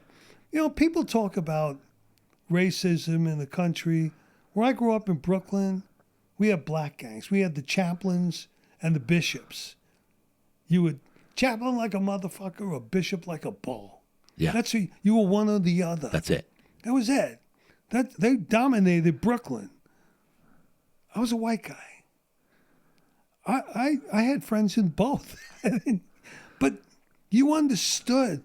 When I went into Brighton, Billy Mack, I think it was Billy Mack, Bobby Mack, Billy Mack. He was a black, built, little short guy, Billy. I mean, you didn't mess with his territory. All right? We got into some badass stuff. But when I saw him, and we were talking alone, we were friends. But not if he's with his guy. This stuff has been going on forever. Forever. Don't give me your bullshit. Don't give me your Kaepernick crap. I mean, you think I care that it was, 10 black guys that wouldn't last? It's life. It's America. It's chaotic, man. Freedom is chaos. Freedom is not neat and clean like your mattress store. Everything's in order and so wonderful. Freedom's a mess. I like that. And don't go labeling people just because you had a bad situation with one or two. And remember, in 1963 when I was in Mississippi, because I was stationed there, and I'm like, whoa, this ain't right. You're gonna tell a black guy. I mean, I got more stories. I spent almost a month in the stockade for what I did at the Airmen's Club. But at the Airmen's Club, there's a bunch of stuff. Okay, like what'd you do there? I danced with my black friend was named. I can't remember his name. He never knew his dad, and his dad was a musician down on the Gulf Coast. So his dad was playing at the Air Force Base at Keesler, and it was his first time. So he had some cousins down there, and so we were all celebrating. I'm trying to think. Dwayne wasn't Dwayne. It was almost Dwayne. Anyway, we were all there. Me and him and like 2 or 3 other guys, and his cousins were there. Well, one of his cousins was beautiful. Oh my God! I'm telling you, hot. Yeah. And at the end, I said, hey, you want to dance? Well, there were a bunch of guys that were offended me dancing with this chick. She was black. Yeah. Yeah. It was, Dwayne's cousin who knew his dad, lived there. Well, he never met his dad. It was kind of cool, man. Yeah. Guy from the Bronx. His dad's down there now, and all that. And so there was a big to-do about that. So I ended up getting in a lot of trouble. So, I spent a month. But it's okay because I got out. You spent the month? A month. I got out every night. Don't worry about it. I was good. Don't worry about it. You figured it out. But you're not gonna wave a magic wand and blame everything on the Pilgrims or the 1619 Project or the critical race theory thing. Don't blame it. We're all wrong. We're all right. We want to be right most of the time. That's great. That's our goal. And sometimes the road to hell's paved with good intentions. So is the road to heaven. Okay. Yeah. So if your intentions are right and you understand it and try to appreciate it, and just go with it. Don't accept it. Change what you can. You get out there, get in the mix. Don't just complain. And don't ever think that it doesn't matter. It does matter. Pick a path. You want to go with the Democrats? You want to go with the socialists, the communists, the Marxists? Good for you. Go with the Marxists. But don't elect Marxists because you like that guy or that girl because she's pretty or he's whatever. And you think, that's good because I'm going to vote for that. Don't. Don't. Vote for the Republican. Even the pimply-faced little scumbag, he's a Republican. Vote for that Republican because it's a team sport. Go down that path because that's where you have influence and you could change. Stay in the lane and use your influence. Use whatever you have. Yep. Get involved. Send them emails. Send them letters. Make the phone calls. Get involved. My mother-in-law's coming in today to stay with us for a little while. Yeah, she is. I love her. She's awesome. And she's, you wouldn't think, knowing her, that she was, this person so involved in, the politics. But she is. She understands. How old is she? I don't know. She's not young. She's not young. But she looks young. She acts young. She talks young. She's cool. Like she's, age isn't. It's a matter of what you think. Put your head. Where's your wife from? From New York. Brooklyn. Okay. Yeah. How long you been married? 10 years. 10 years. 10 years. So 10 years. So you met out here then? What's that? You met out here? Yeah, but she's from New York. I'm from New York. Wow. We met here at 24 years ago. And, Wow. Okay. And then we've been whatever. But her mother, she writes. She sends emails and text messages. Sometimes I go, wow. But I mean, get involved. It may not make a lot of difference. You may think your vote doesn't make a difference. It's one grain of sand on a beach. Yep. But it takes every grain to make the beach. And so get involved. Vote. Feel good about yourself. Like I feel good about my dad saving the world. And I always will. Feel good about that vote. Set the example for your kids, for your friends, for your loved ones. Don't just complain. And stay in a lane. Pick a lane. Pick a lane. Don't vote for a Marxist and a communist and vote for a Democrat and think you're not. I mean, I think, we've seen some bad stuff. It could get worse. It's not automatic. I think, God's rooting for us. It's his country. But we gotta pay it back. One day we could talk about the cross on Mount Soledad. That was my petition that got that cross saved. Really? Oh yeah, really. And Philip Paulson, who was the guy that sued to have the cross taken down. But it wasn't Philip Paulson, it was the ACLU. But they used Philip Paulson because he was a combat vet from Vietnam, and he didn't want to see that cross. And that's a whole other kettle of fish, buddy. That's a whole story. Wow. But you got to understand that the differences are there. You've got to, and I'm not telling anybody, especially some politician who's representing me, you don't compromise. You don't. This whole thing of reaching across and everything else, no. Compromising is generational. Yes. It'll all work out. Yeah. Stick to your guns. I know there was a mess, of getting McCarthy elected and doing all that stuff. And I've been railing against him for years. When he allowed, 13 or 19 Republicans to vote for the infrastructure bill, I said, what kind of leader is this guy? That's not a leader. You don't let that go. And friends of mine say, oh, Mike, those guys got to go back home and get I don't want to hear that. You're either a leader or you're not a leader. Right. If you're a leader, you say, I don't care about your election. I care about this vote. You get that vote right. It's no. But he didn't do that. I said, that guy's no leader. I don't know him. He could be a nice guy, bad guy, whatever. I hear him on Fox or this news station or whatever. He parrots my beliefs for the most part, Yep. but he's no leader. But they took all the money he raised. He raised the millions of dollars. He went around. They let him do all that. That's like coming home one day and seeing someone painting your house. And you watch him paint the house. Yeah. And they give you a bill and you say, I didn't ask you to paint my house. Wait a minute. And they painted the wrong address. Well, that's too bad. Well, you should have stopped me. You were watching me. You let me paint your whole house. Why should I stop you? Right. Well, then pay. Right? Yeah. You got a little dilemma going on here. Yeah. So, but then again, at the same time, you got these Republican guys that are saying, wait, we want to make sure this guy can lead. We're going to set down some rules. He needs help. Or we got to get a different guy. So we saw that in action. That's the chaos of freedom. It's good. So I don't want my guys to compromise. At the end of the day, we're going to be compromised sooner or later. Right. The pendulum's going to swing. Things are going to happen. We'll get our way a little bit. They'll get their way a little bit. Then it'll work out. Things will. It's just the way it is. But if you don't stay involved, you just sit on the sidelines. Especially those people that don't vote. Yeah. And then the people that don't vote have the audacity to ask for term limits. Like, wait a minute. No. You get involved. This is America.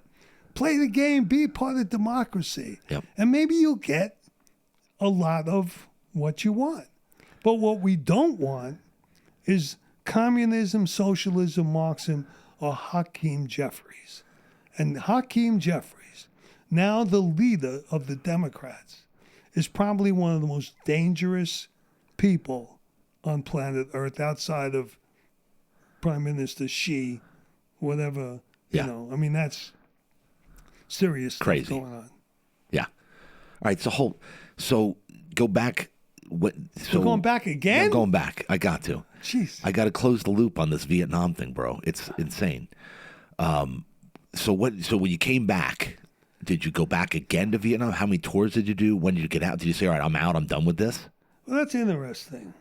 It's probably why I got out of the service, by the way. Okay. See, it's good I came back to this. Yeah, it could be. Right? So, I'm in Vietnam. We didn't complete the mission, but we did everything we did. And it wasn't like we were oblivious to the world. We were not.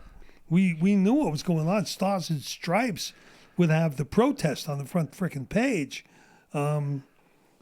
You people who went and protested us away, you didn't do that. Well, some of them did in World War II. My dad walked the beaches, okay, and had at night on Atlantic Beach by the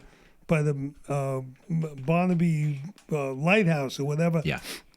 Because the German citizens would come and shine their lights on the water's edge so the German U-boats could see, okay? There was a lot of protest back then. Yeah. There were people that wanted us to go on the side of Hitler, okay?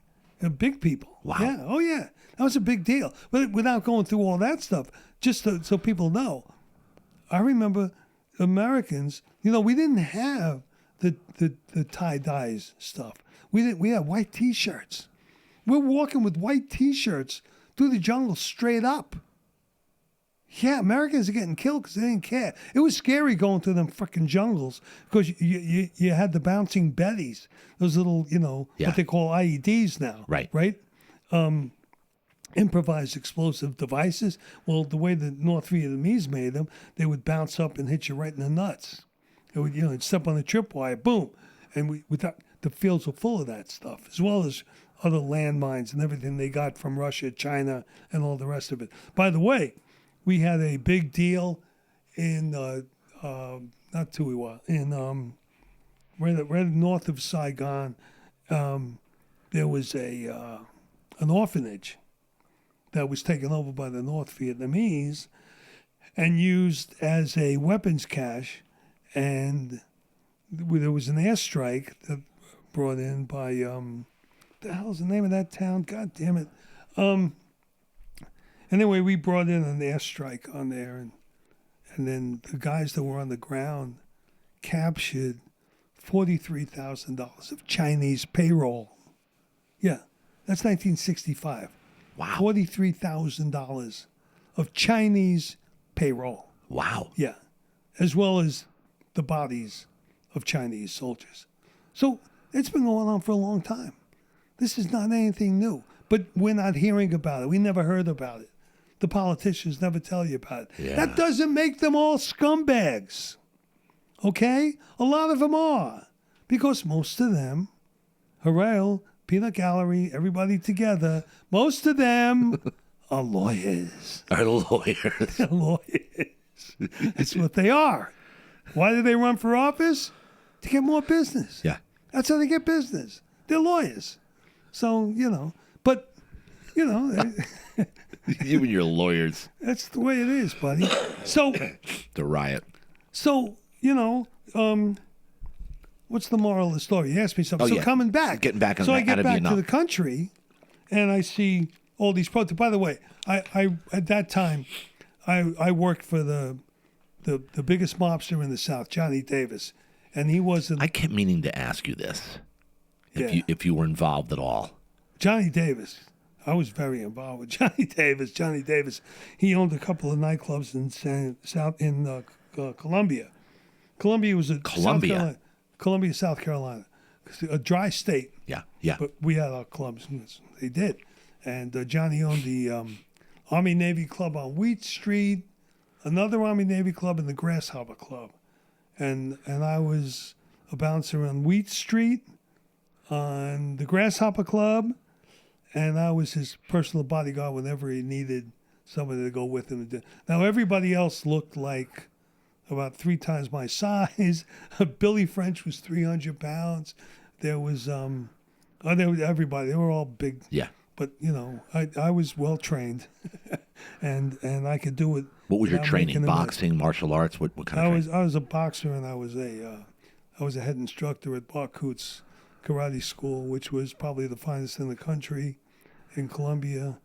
Yeah, that's another long whole history God, lesson. here we go. Yeah. So I come back anyway, and Johnny, I was going to California because I wanted to go to college, and I wanted to go to college to get a real education, to use it and go back in the military. I loved it being in the military. Did you really? I did, and it was miserable.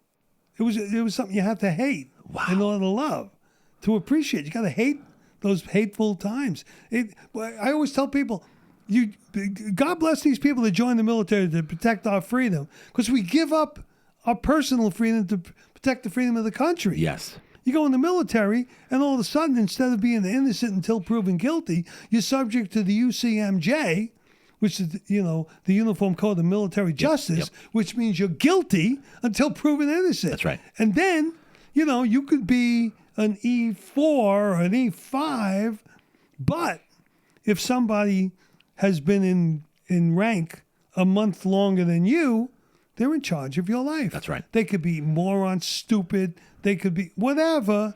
Doesn't matter.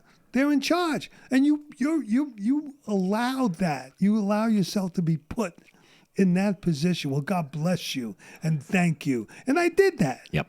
But what I was able to do, being in the military, that you can't do anyplace else. Well, I did a little. It was worth it. Okay, but I was also saving my country as well as the world. So I come back, and and Johnny says, Myke, why don't y'all go to the University of South Carolina right down the street? Yeah. Why don't y'all go to the university? I said, Johnny, I got a GED. I never graduated high school. I got a GED in the military. I said, so I can't get to college. I could get away with it in the military, but I can't. And if college is free out in California. So he says, what if I can get you in the university? I said, oh, okay. So he sets me up with a meeting with Strom Thurmond, Senator Strom Thurmond. I go up to his office and say hello, and he sets me up with his guy, T. Cave, who was his guy who ran his office. Next thing I know, I'm at the University of South Carolina as a resident. Yep, plus the GI Bill. I couldn't pass it up. So I stayed in Columbia. And and I owed Johnny, and he took good care of me. He paid me good. If I needed tires on my car, he'd say, Myke, y'all running around with them ball tires. Johnny, I can't afford to buy a new tire. Maybe next week. I'll ride my motorcycle. That's all. So, next thing I know, I got a set of tires waiting for me. Yeah. So it was, stuff like that. But Johnny was he was a badass, man. In 1954, he shot a guy in the card game, killed him, accused the guy of cheating. So they sent him to Fort Smith, and he built a couple of nightclubs in Fort Smith, waited about 10 years, and then came back. Now, it wasn't even 10 years. What crew was he in charge of? He had his. He was just and the nicest guy.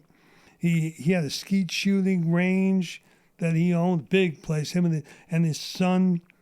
I was teaching his son martial arts, and his daughter was named Star, and his son was just Johnny Jr. Yeah, Johnny. Yeah.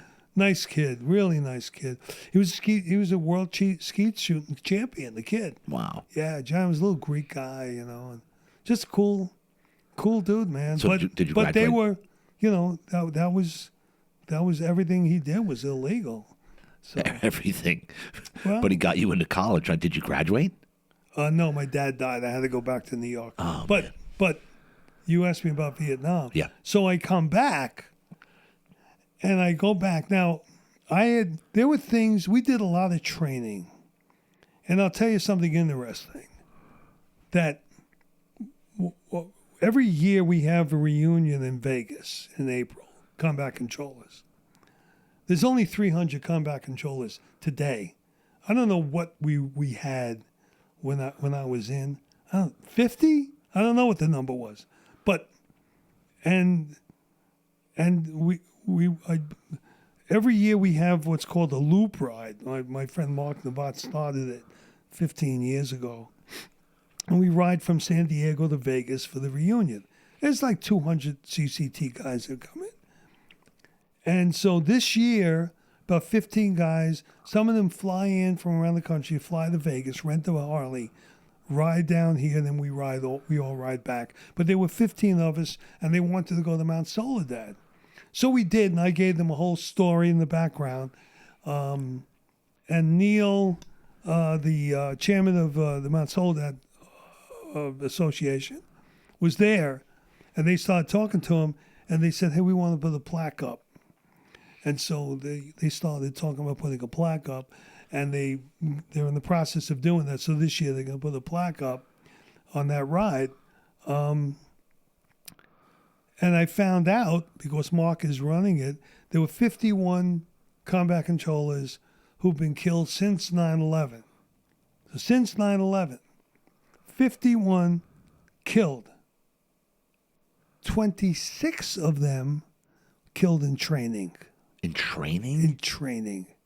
So when when people talk about combat control, special operations guys, Navy SEALs, Marsac Marines, whatever, you got to think about, wow, I was shocked. But when I think back, I go, wait, maybe I shouldn't have been so shocked. Maybe I shouldn't have been so surprised. But that's huge. Out of 51 killed, 26 were in training. Wow. So we trained. Back then, it's not like today. Don't get me wrong. Yeah. These guys are really trained. I went through as a joke compared to today. Right. But that's what we had. So you go through the training. Then you get into combat situation. Whoa, this is all different. Who expected this? This isn't what we were trained for. Well, there's a lot of components of what we did in combat that, yes, we were, don't get me wrong. Yeah. But then you feel like, wait a minute, I got to tell these guys what it's like to go out with a search and destroy unit, that they're going to get all pissed off because I'm going to set up for my foxhole is set up so I can reach the fast movers if we have to bring in an airstrike. Okay? These guys, all they care about is line of fire. Their line of fire and my line of sight sometimes conflict. You got to teach these guys that. Me and Jim Donaldson. Jim Donaldson was one of great guys. Stayed in for 29 years as a combat controller. Great history, fabulous guy. He's my partner. We fall out to go into the first time we went on a search and destroy. We had boonie hats, right? Boonie hat. We're special, right? Boonie hats. Yep. We go out to first sergeant. I don't know. It's dark 30, 5 in the morning. I don't even know what time. He's like, get your helmets on. I'm sorry, Sergeant. I don't need a helmet. I'm an Air Force combat controller. I'm special. You got that helmet on. Next thing I know, he goes and wakes up the captain. Captain Gardner, who eventually became a general. I found out was a West Point graduate. Captain Gardner. Captain Gardner comes out, gets out of his freaking tent, comes out of his bunk, and comes out and looks at me and Jim Donaldson and says, all right, guys, that's great. Hey, Sarge, easy. These guys are the top. Snipers look for someone that looks different. And they're going to see these guys. Don't worry about, oh, shit. Me and Jim Donaldson ran back and got those helmets so freaking fast. But you want to transfer these lessons, along with all these other lessons, right? Yeah. So I get back from Vietnam, which is a whole story in and of itself, because on the way back, I stumbled into San Diego for about 3 weeks. That's another story. I'm not telling that story. So and that's what made you come here? I get back to the, and I'm back to, and I'm assuming that they're going to help me, or I'm going to help them do the training. And I go in there, and I got some tech sergeant, some, E6, he's going, all right, here's your assignment. You're going to come here. We got a couple of cans of paint. You're gonna paint the hangar. I look over my buddy. It's like, huh? I thought, we're going to use our trend, what we learned, our skill set. I got back around May, and my discharge date, my 4 years were up at the end of August. So, I'm trying to decide what I'm going to do. I want to go to college. Can I get in? Can I not get in? I'm going through that whole thing. Yeah. And he says, you're going to paint the warehouse. I said, I'm not going to paint the warehouse. I just come back. I've been in Vietnam. I came back from a whole tour. I got some valuable. Are you going to keep talking? I'm going to give you another Article 15. Okay. So I get the ladders, put the ladders up. I get 2 buckets of frickin' paint and put it on, the wooden ledge that they folds down. Put it up against the frickin' wall, and I push it and go boom all over the floor. That was my next Article 15, and that was my decision. The hell with these. This is stupid. And it was stupid. How stupid? I was insulted. And, here we have all these anti-war rallies. Hey, I want to show you how to win the war. This is what you do. We got to get over there. We need to do this soon, fast. It's 1966. We're losing 100 guys a week right now. Nope, they don't want to hear about anything from me. So that's why I got out. I go to the University of South Carolina, which, by the way, I love. Yeah. Don't forget, I was 22 years old. Yep. Yeah, just about 22. And all these kids are 18. I'm a freshman. Right? Yep. I get in there. They don't even know the world. And I'm traveled, and I'm like, I'm appreciating. I'm sucking up as much knowledge as I possibly can. I can tell you my professors' names today. Wow. Sitting there in class, taking notes, working a full-time job at the karate school. I'm teaching every day.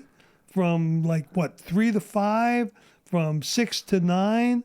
Then I get out of there, go over to the Army Navy Club on Wheat Street, and I work there till 2 in the morning, 3 in the morning. And then on the weekends, I'm going over to the Grasshopper Club. But I'm loving it. With time I don't spend on campus in class, I'm going to the library. And I'm sitting there and I'm studying and learning.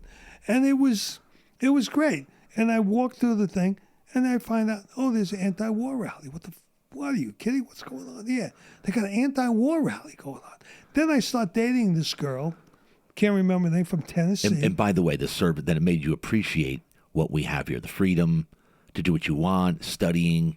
Also, the hippies and the morons appreciate the fact that half this country is a bunch of frickin', hippies, a bunch of morons, a bunch of people that don't understand that you got to fight for these people. What's going on with these South Vietnamese people? Obviously, 8, 9, 10 years later, this is 66, 67. So in 75, they're running out of the country, drowning in the South China Sea, just trying to get away from there. Yeah. Thousands of them.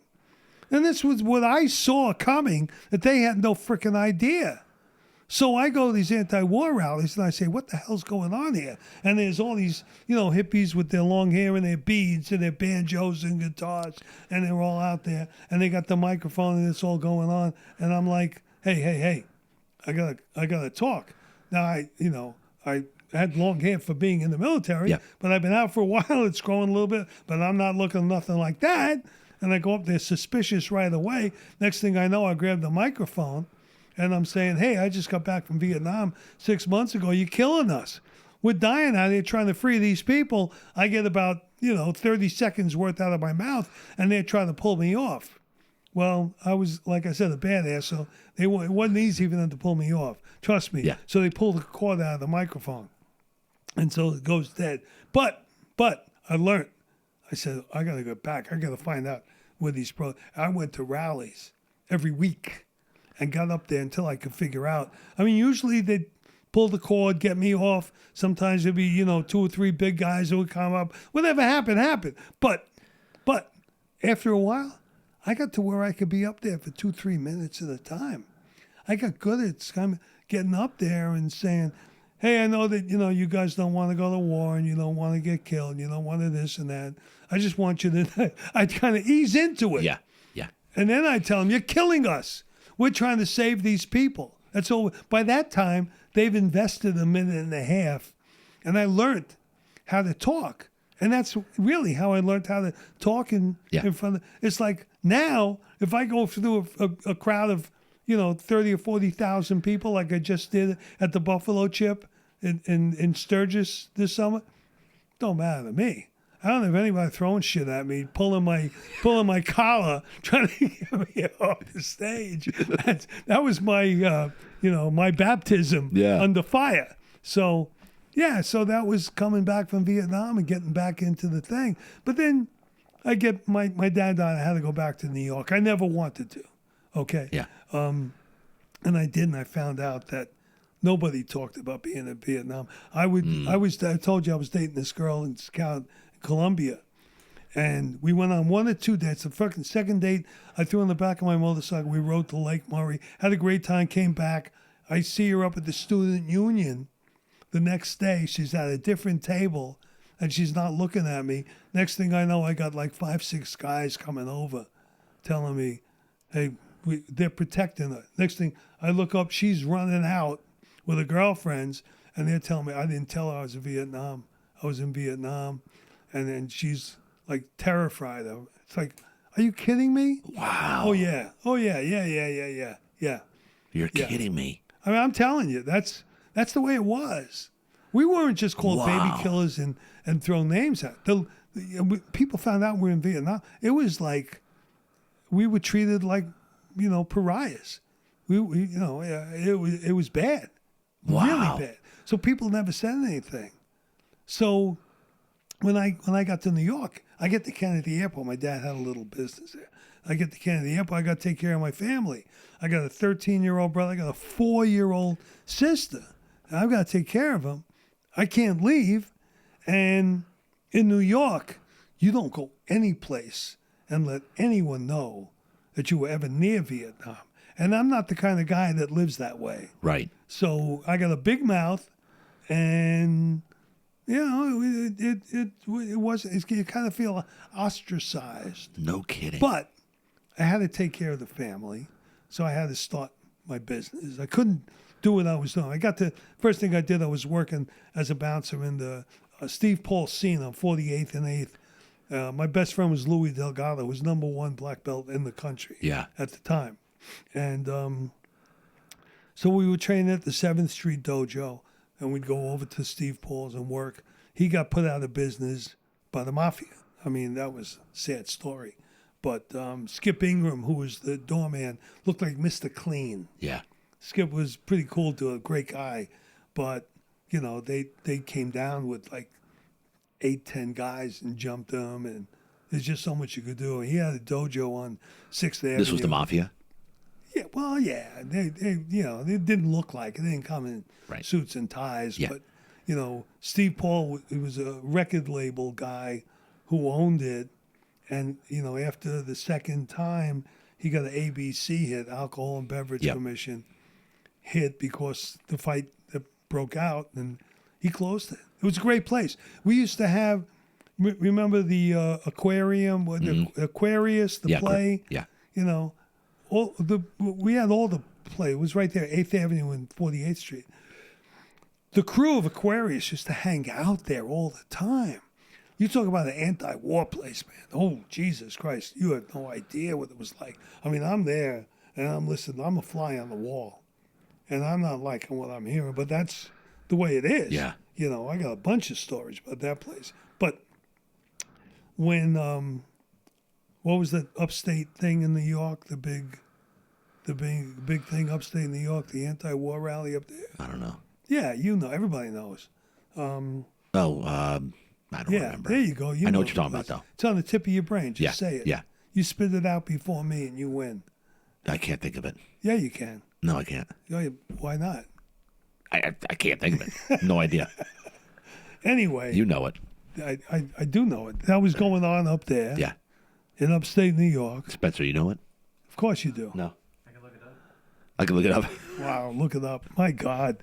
what world we live I in. know. See, that's an advancement. It's great. Yeah. We're going to get better. It's going to get We'll better. get it back. Anyway, so the gal who played the lead role in that Aquarius play, that she takes off all her clothes at one time, she was a hot-looking.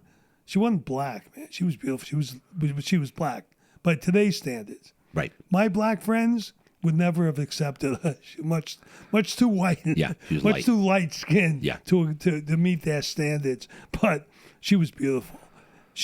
My motorcycle was parked outside, and she just wanted me to take. It was August. It was hot, and there was, it was everybody had to go up to that big anti-war rally, and I'm like, no, it was ugly. It was bad. Yeah.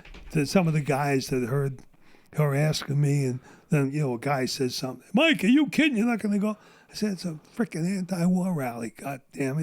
This is 1969 Woodstock, and I'm saying, There you go. bullshit, man. I ain't going to an anti-war. Don't you guys know I'm a Vietnam? I listen to all your shit So we get through. We get this big kind of a, mess up with that. Yeah. Whole stuff. But that was part of being a Vietnam Did vet, you end up going man. up there? What's that? Did you end up going up there? Hell no. Why would I ever go up there? I didn't think so. Why would I? So forget about the sex, drugs, and rock and roll. All that sounds good, but today you're paying the price. You're paying the price for all those drugs. We have a drug culture today. Yeah. Are you kidding? Everybody says, "Oh, there's 100 people dying of fentanyl, 100,000 people dying of fentanyl."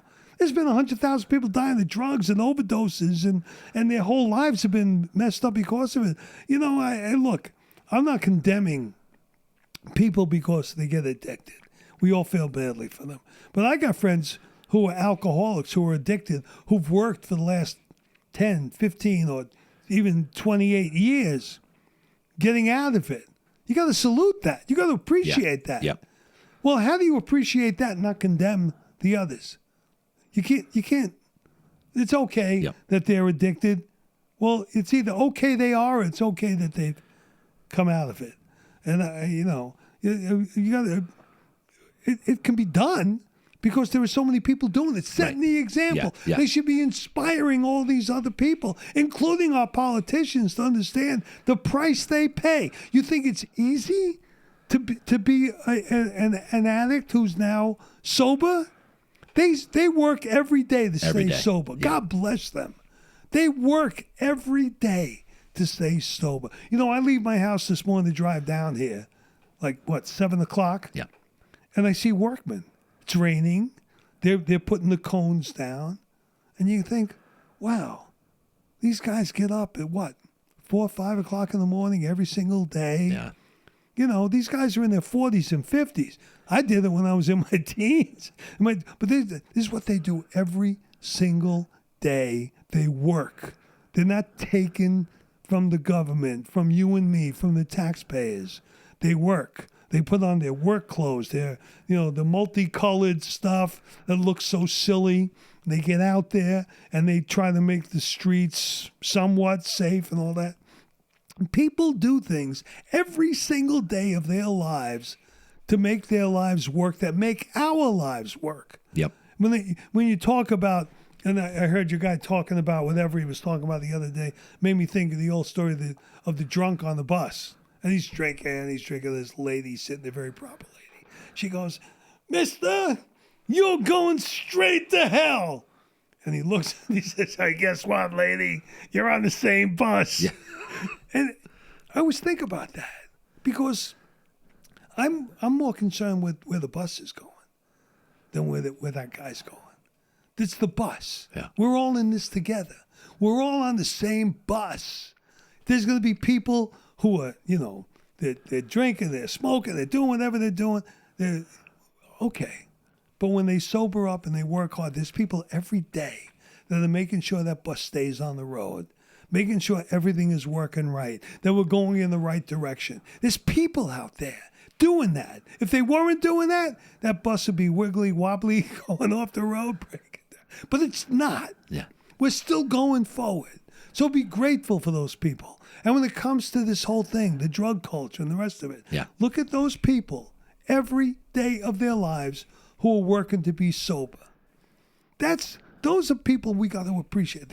And don't appreciate it because the guy says, oh, yeah, I got my cake this week or whatever, for 10 years, 12 years. Think about it. It's every single day. Every day. And they're working every single day. It's not easy. No. Once you're addicted, so when someone's addicted, it's not an excuse. Don't tell me you're addicted, that's why you drove drunk. Don't tell me you're addicted, that's why your work is sloppy. Don't tell me you're addicted, that's why the government that's why you're homeless.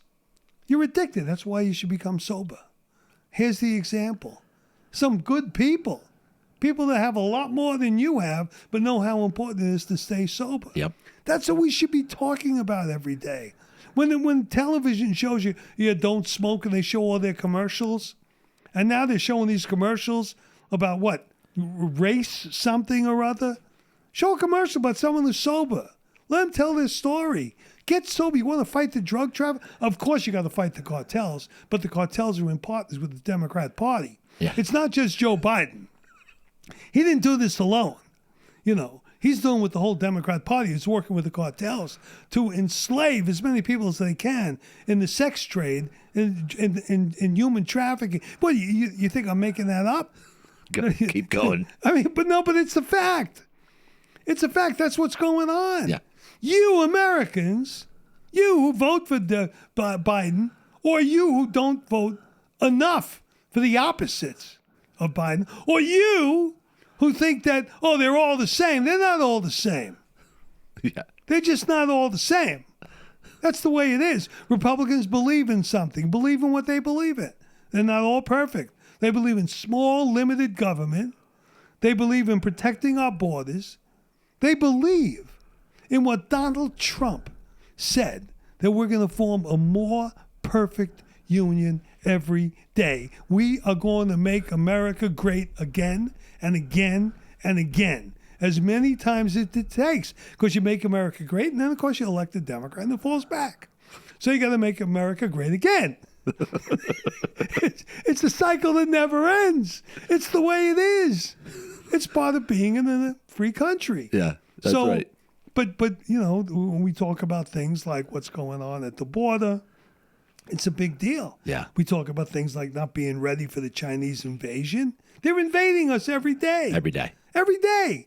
They have access to America through Delaware, through a little house in Delaware owned by a guy who's actually the son of the president. Hunter Biden is the owner of the house that he rents. Do you believe this whole scandal thing? He's paying his father $50,000 a month for that house? What's going on here? If that's not money laundering, you ought to put out a podcast on how to launder money. Yeah. You'd make a lot of money. Yeah, just show what the government does. This is what's going on. The Pentagon lost track of $2 trillion in the last audit. They failed another audit. Well, no, they didn't lose track. What was it? They sent all that money that they made. The Pentagon makes a lot of money. Oh yeah, selling all this stuff to the Ukraine. But remember what Eisenhower said: beware of the military-industrial complex. Yeah, you got to beware of the military-industrial complex. Who are these guys? Who's this General Milley? He wants to spend a little more time learning about what, CRT or something. White rage. Yeah. White rage. You joke. Come on. They lost track of $2 trillion. What was it? They lost track of it or something? How does that happen? How's it happen without firing someone? I mean, You got to fire people, man. and then hear us with small businesses where our feet are held to the fire.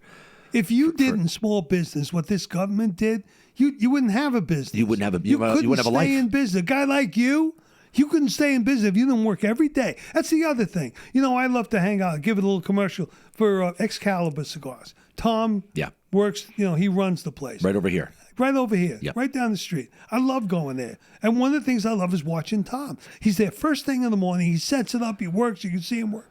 He's the best host. His employees, Fred, Rosarita, these people, they follow his example to a T. Love it. He'll take care of you. Customers come and he's right. This guy works. And you look at this and you go, that's what an entrepreneur does. The government, if the government worked the way the business owners work, we'd be a great country. We'd be fine. Even if we had a few lefties in there. Yeah. I mean, but that's what these guys do. The people that work, that own their own business, 60 hours a week, 80 hours, whatever it takes. Yeah. When I worked, my store, San Diego Harley Davidson, we were the biggest in the freaking country, man. Okay? We sold more bikes than anybody. But nonetheless, I had to be there every day. Yeah. Now, look, I wouldn't be there when I rode to Daytona or Sturgis or I ride to the wall every year. I do that every single year. That I can't live without that. But I'm still working. And so when I come back, it's not 5 days a week, 40 hours. It's every day. Oh, yeah. And that's entrepreneurs. That's what it takes. And people don't get it. That's why when the government comes in and says, well, you have to pay a minimum wage. You have to pay a living wage. Hello? What? You have to tell your people that they have to take a lunch break. My people don't want a lunch break. It's a Saturday afternoon. We got a crowd of people. They're working on a salary plus a commission for what they sales sell. and profit sharing. They got people online. I don't care. They got to sit down for an hour. What about the 10-minute break thing? What about the what? They got to do a 10-minute break in the morning, 10 in the afternoon. Oh, yeah. All that stuff. Yeah. All that stuff. But they don't want to. They got to finish the job that they started the other day. So they get the job done. So the guy that comes to pick up his bike, but the government's going to come in. They know better. They know better. The people in your state assembly, the people in your state senate, they know better how to run my business. The hell do they know about running a business? They're a bunch of freaking lawyers. That's what they do. You elect these lawyers. They don't know how to do anything but sue people. They don't know how to work and earn and make money, put it on the line, take risks. What do they know about that? They get a license to steal. 008. 008. 007 was the license to kill. 008's the license to steal. That's your law degree. Yeah.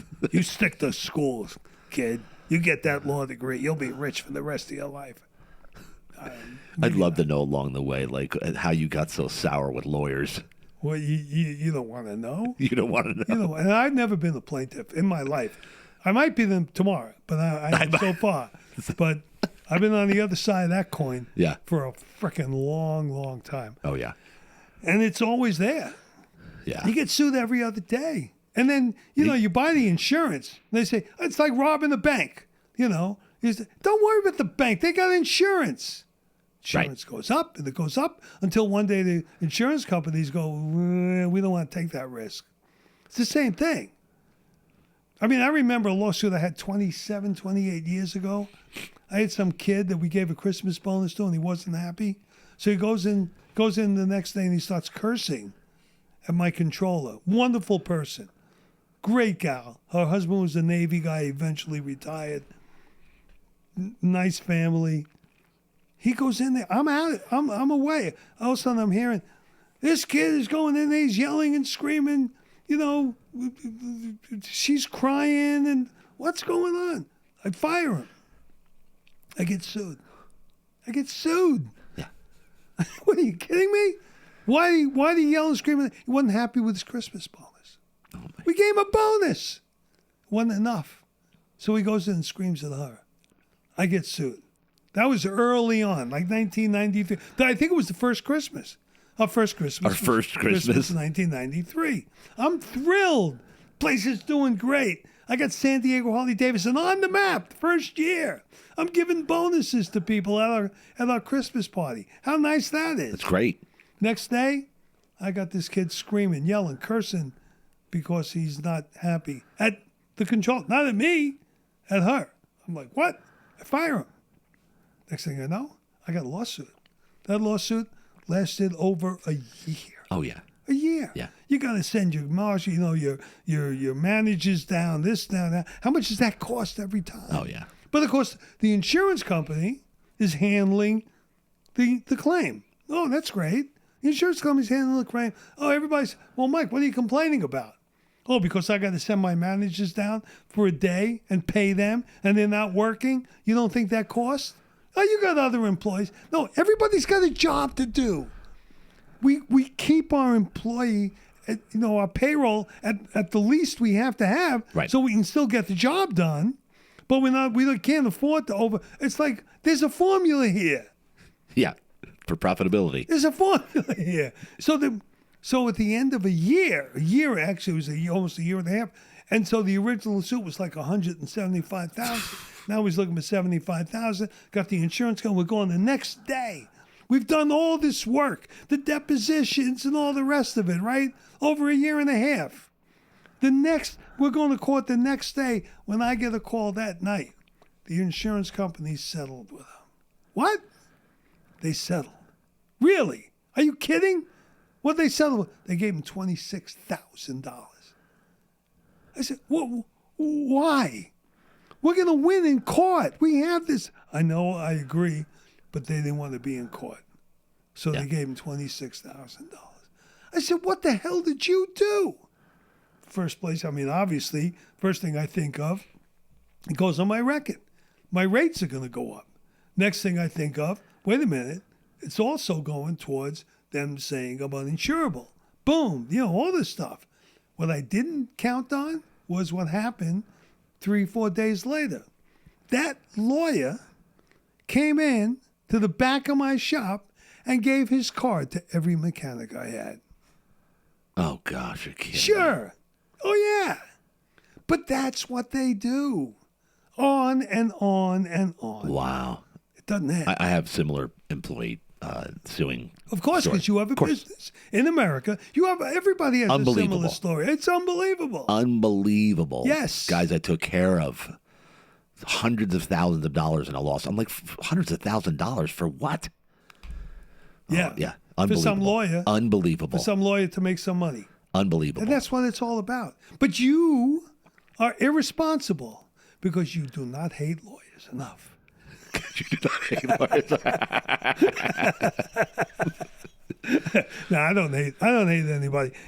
Hate's not a good thing. I don't want to deal with it. All right, so hit me with some Harley stories. All right, because we're gonna land the plane soon. But hit me with some, because we could go. You and I can go all day. Give me some Harley stories. Like 27 years you owned Harley, right? 27, 28. Yeah. No, what brought you to San Diego? Let me give you the overall story. Give me what brought you to San Diego. Give you what? What brought you to San Diego? My motorcycle. I know that. That's how I got here. Physically, I'm saying, That's how I got what here. made you want to come? Was it that 3-week visit after the military? Well, partially. I was married before I had 4 kids. We lived in New York. I had a very successful business at Kennedy Airport. And what business was that? I rented out the warehouses to the air freight industry, warehouses, truck terminals, all that at Kennedy. Yep. I was the mayor of Kennedy Airport. Trust me on that one. And I had 4 kids. My oldest was 12, and I looked at him. I looked at his friends, and I said, I don't want my kid to grow up like his friends' fathers, older brothers. I said, something's wrong here. This is bad. This is really bad. Were they into bad stuff? They were all liberals. They were all Democrats. They were all you know, that's what it was. And I had Mario Cuomo was the governor. Yep. Oh, I mean, it was disgusting. The things that were going on in New York, it was disgusting. And it was fine. Look, you got to understand something. One of the first things I remember in life was going to school in kindergarten. And I'll never forget this. It's funny how you learn things, right? I'll never forget this. The school, the teachers standing there. I'm in kindergarten. It was not the first grade, because I remember that moment when I saw the first graders. They had pens in their pockets in their white shirts, because we used to get kind of dressed up for school, even back then. And the custodian was there, and it was raining out, and the custodian offered the teacher his umbrella, walk her to the car, and she said, "No, I'll walk in between the raindrops." I thought that was the coolest thing I ever heard in life. And so I've been spending my entire life trying to walk between the raindrops. Wow. I like it. It's kind of a thing. Yeah. You know? Yeah. It's kind of a thing. Love that. So I looked at it and I'm going, I got to get my kid out of here. Because, you know, I wanted my kid to grow up with American values, not in this New York environment with all his friends. At 12 years old, they're talking about, are you going to go to Yale, Princeton, or Harvard? And they were always worried about their grades, because they want to get in college. You have to have these grades. Look, I mean, I appreciate learning. I really do. Honest to God. Yeah. But I didn't appreciate, it's not what you do, it's how you do it and why you do it and what your motivation is and all that. So I wanted my kids to have the right motivations to learn, for knowledge, to make themselves a better person. But they're worried about getting into Harvard? I mean, but this is what the left does. This is what liberal America is all about. And I'm like, whoa, I can't. And there was more. Yeah. There was all the Cuomo stuff, and there was all, there was a lot of left wing stuff going on at the time. And I said, it's time to go. And so we had a beautiful home. We had, everything. And I did spend about 3 weeks in San Diego in 1966 when I came back from Vietnam with my best friend at the time, John Thomas, who lived in San Diego. And we left South Carolina. It's another long story, but I'm not going to tell it. But we left in his 1965 Bonneville convertible and drove across the country on Route 66. In 1966, without even thinking about buying a camera.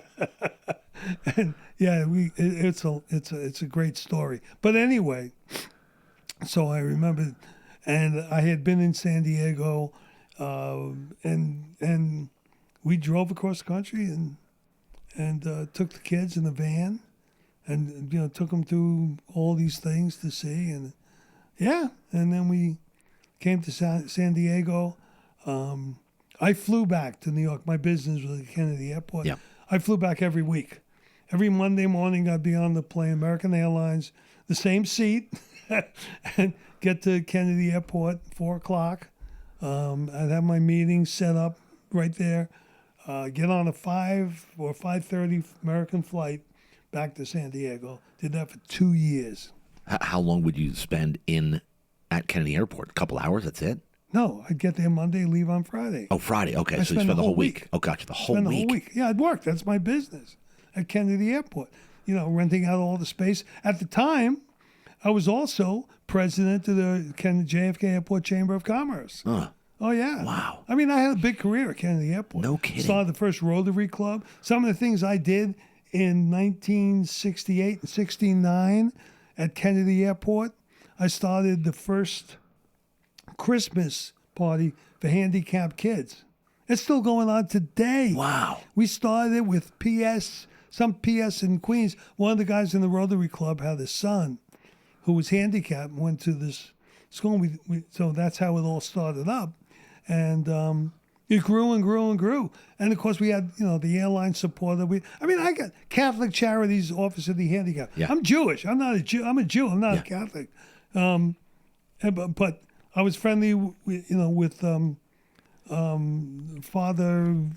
I can't remember his name now. but it was the same name as the boys' town. Father, whatever, Flanagan. That was it.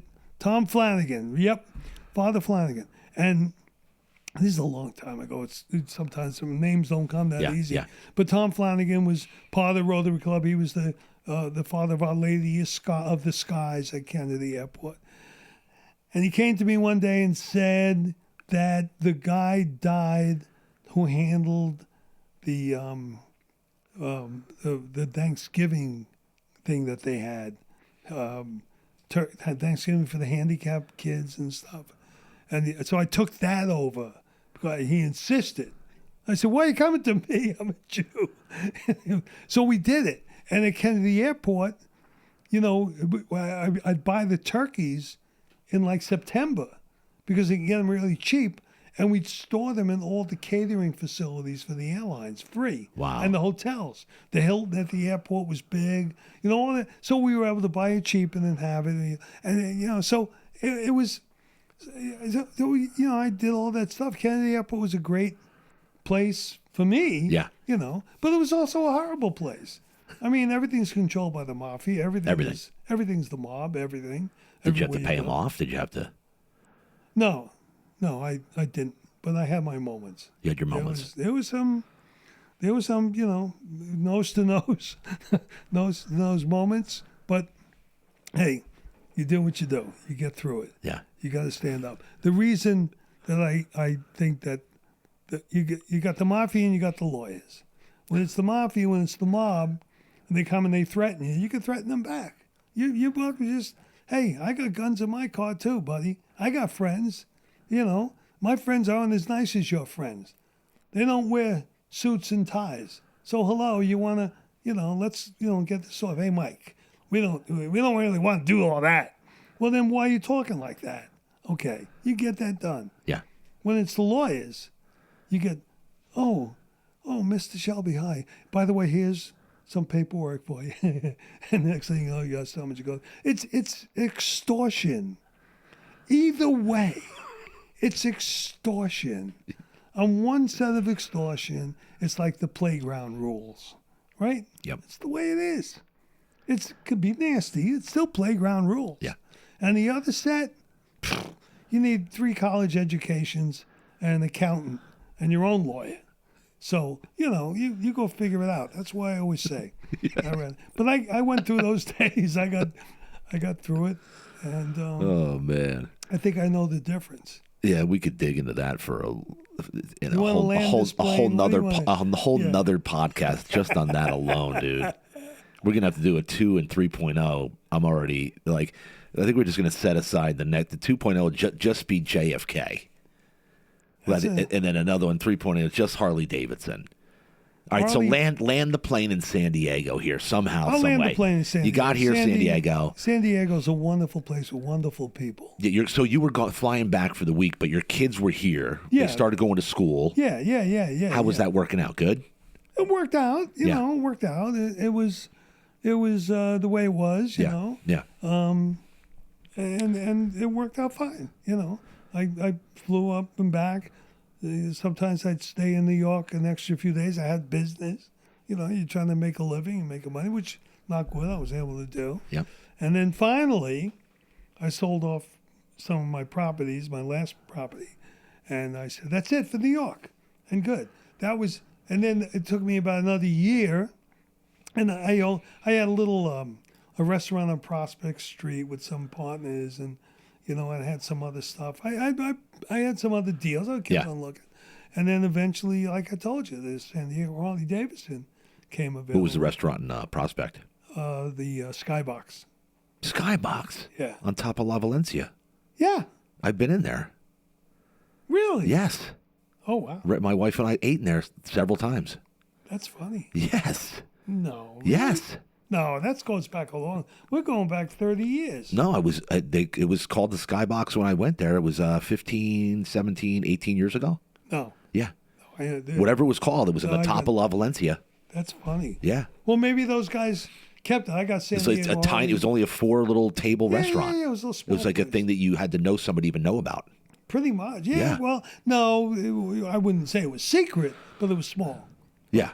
Anyway, but there were other things that I saw, and then I finally once I got San Diego Harley, that was it. That was my dream. Yeah. That was it. It was wonderful. But that's, Harley Davidson is a whole story in and of itself. I know. I mean, Harley Davidson, right now, I want to say is committing suicide by what they're doing, what they're going through with their whole corporate entity, and it's go woke, go broke. Yeah. That's what Harley's doing. Wow. They went woke, and it looks like they might go, but they're going to be safe. We'll save them.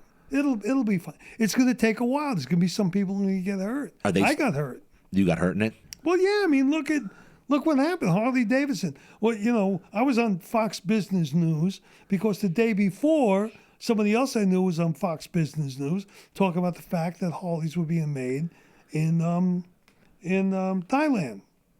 It's like, what? This is bullshit.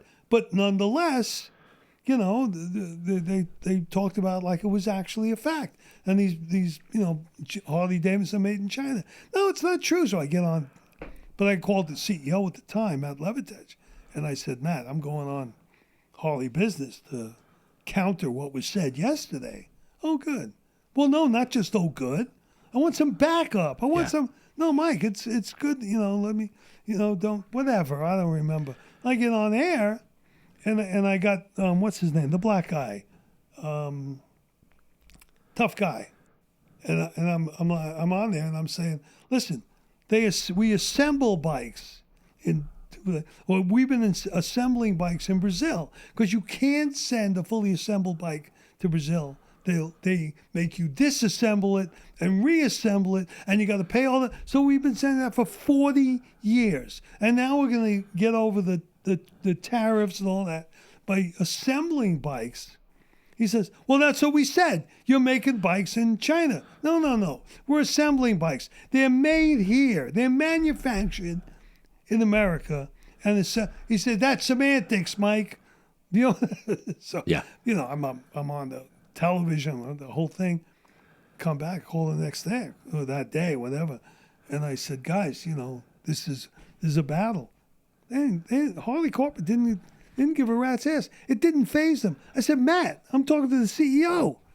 Matt, don't you understand? They did not get how people get that image that Harley's made. If you got to change it. Yeah. They didn't want to do it. So I had people come to me, well, why am I buying a Harley? The only reason I ever rode a Harley is because it's American. Okay? Right. I sold a great BSA to get that Harley, which was a piece of shit. That's 1967. I think it was a 50 whatever Harley. And I had to borrow some money. I traded in the bike, sold the bike, had to borrow money to get it, but I rode American. Yeah. It's like when I told you, my dad and his friends, they saved the world. I'm riding American. Right. And I've always felt that way. Now, if Harley is going to forget that, which they're forgetting, and now they're talking about, we're going to ride all electric. You want to talk about electric? I could talk all day about electric. It's snake oil. It's a bullshit story. It's a ripoff. You wait. You talk about SDG and E doubling their rates. Yes. You wait until you got to start paying to charge your car. When they have enough electric cars out there where you're not going to get your 11 cents a kilowatt hour between 12 a.m. and 6 a.m., and you're going to have to pay through the frickin' nose. How are you going to feel about it then when it's going to cost as much to charge your electric vehicle as it costs to put gas It's happening. in your American vehicle? And by the way, what's actually going to happen is technology is going to take over, and we're going to move on. We have nuclear fusion that's coming. We have, the creativity. This is what America is great. This is why America has had all these strides. Because freedom, as chaotic as it is, it helps you think in all these ways that, you get your Thomas Edisons and all the great thinkers and the inventors and all, they come from America. How much more have we invented and created than every other place on the planet Earth? And we will go with what's next. Why we're not using nuclear energy right now? Because of the left-wing climate change morons? I don't know the answer to why not. I just know the answer to why is going to be how hard we, the people, work to make it happen. But that's what's going to happen. And it's, look, can we land this plane? Yeah. I'm losing my voice. I'm losing my voice. I already lost my mind. Now Now I'm losing my voice. you got water. I gave you water. You've been taking one sip. I don't drink water. You drank just coffee? No, I don't drink water. Fish fucking it. Oh, God. Here we go. We end it now. Thank you. All right. So, yeah, give the listeners and the watchers one little piece of advice that people that are thinking that the world is tough right now and that, they don't know what to do, where to turn, that the country's being divided right now. Everybody's worried about stuff. Okay, leave them with a little New York Myke pearl on the way out of here. I don't have a pearl. I don't have a pearl. No, I don't have a pearl. But if I haven't given you my advice in the last freaking 2 hours? Yeah. My God. I know. Are you serious? Yeah. I haven't looked at my watch. 2.5. Wow. Yeah. You did it, Man. dude. Yeah. Blows me away. Come on. Anyway, look, you were born, and I'll give you something Go ahead. that I'll give to the guys that I served with, and the guys coming back from Afghanistan. Yeah. Okay. We went overseas and we fought for America, just like my dad did, right? And your dad did, and there's other, okay, and like you did. Yep. We fought for America while we were being shot at, while we were walking through the tulips of landmines and IEDs, while we were watching our fellow high school student guys, college guys, get blown up and beat up. We fought for America under the most adverse, horrible situations called war, which changed us, every single one of us, for the rest of our lives. Okay? We fought. We stayed there. For you guys from Afghanistan and Iraq, you stayed there under 120-degree heat, the worst, most adverse conditions ever. And you had to wear full-blown everything. All right? You went and you still fought for America. Then you come home, and all you do is complain and bitch and moan and commit suicide. And this is bullshit. And PTSD is bullshit. If you could fight for America under the adverse conditions of war, come back here and fight for America under what you think? You think this is adverse? Bullshit. This is nothing. This is the friendliest skies you'll ever fly on. This is America. It's worth fighting for. If it was worth your friends dying for, it's worth living your life worthy of that sacrifice. Stop complaining and get involved. Make mistakes. Say the wrong thing. Stand up.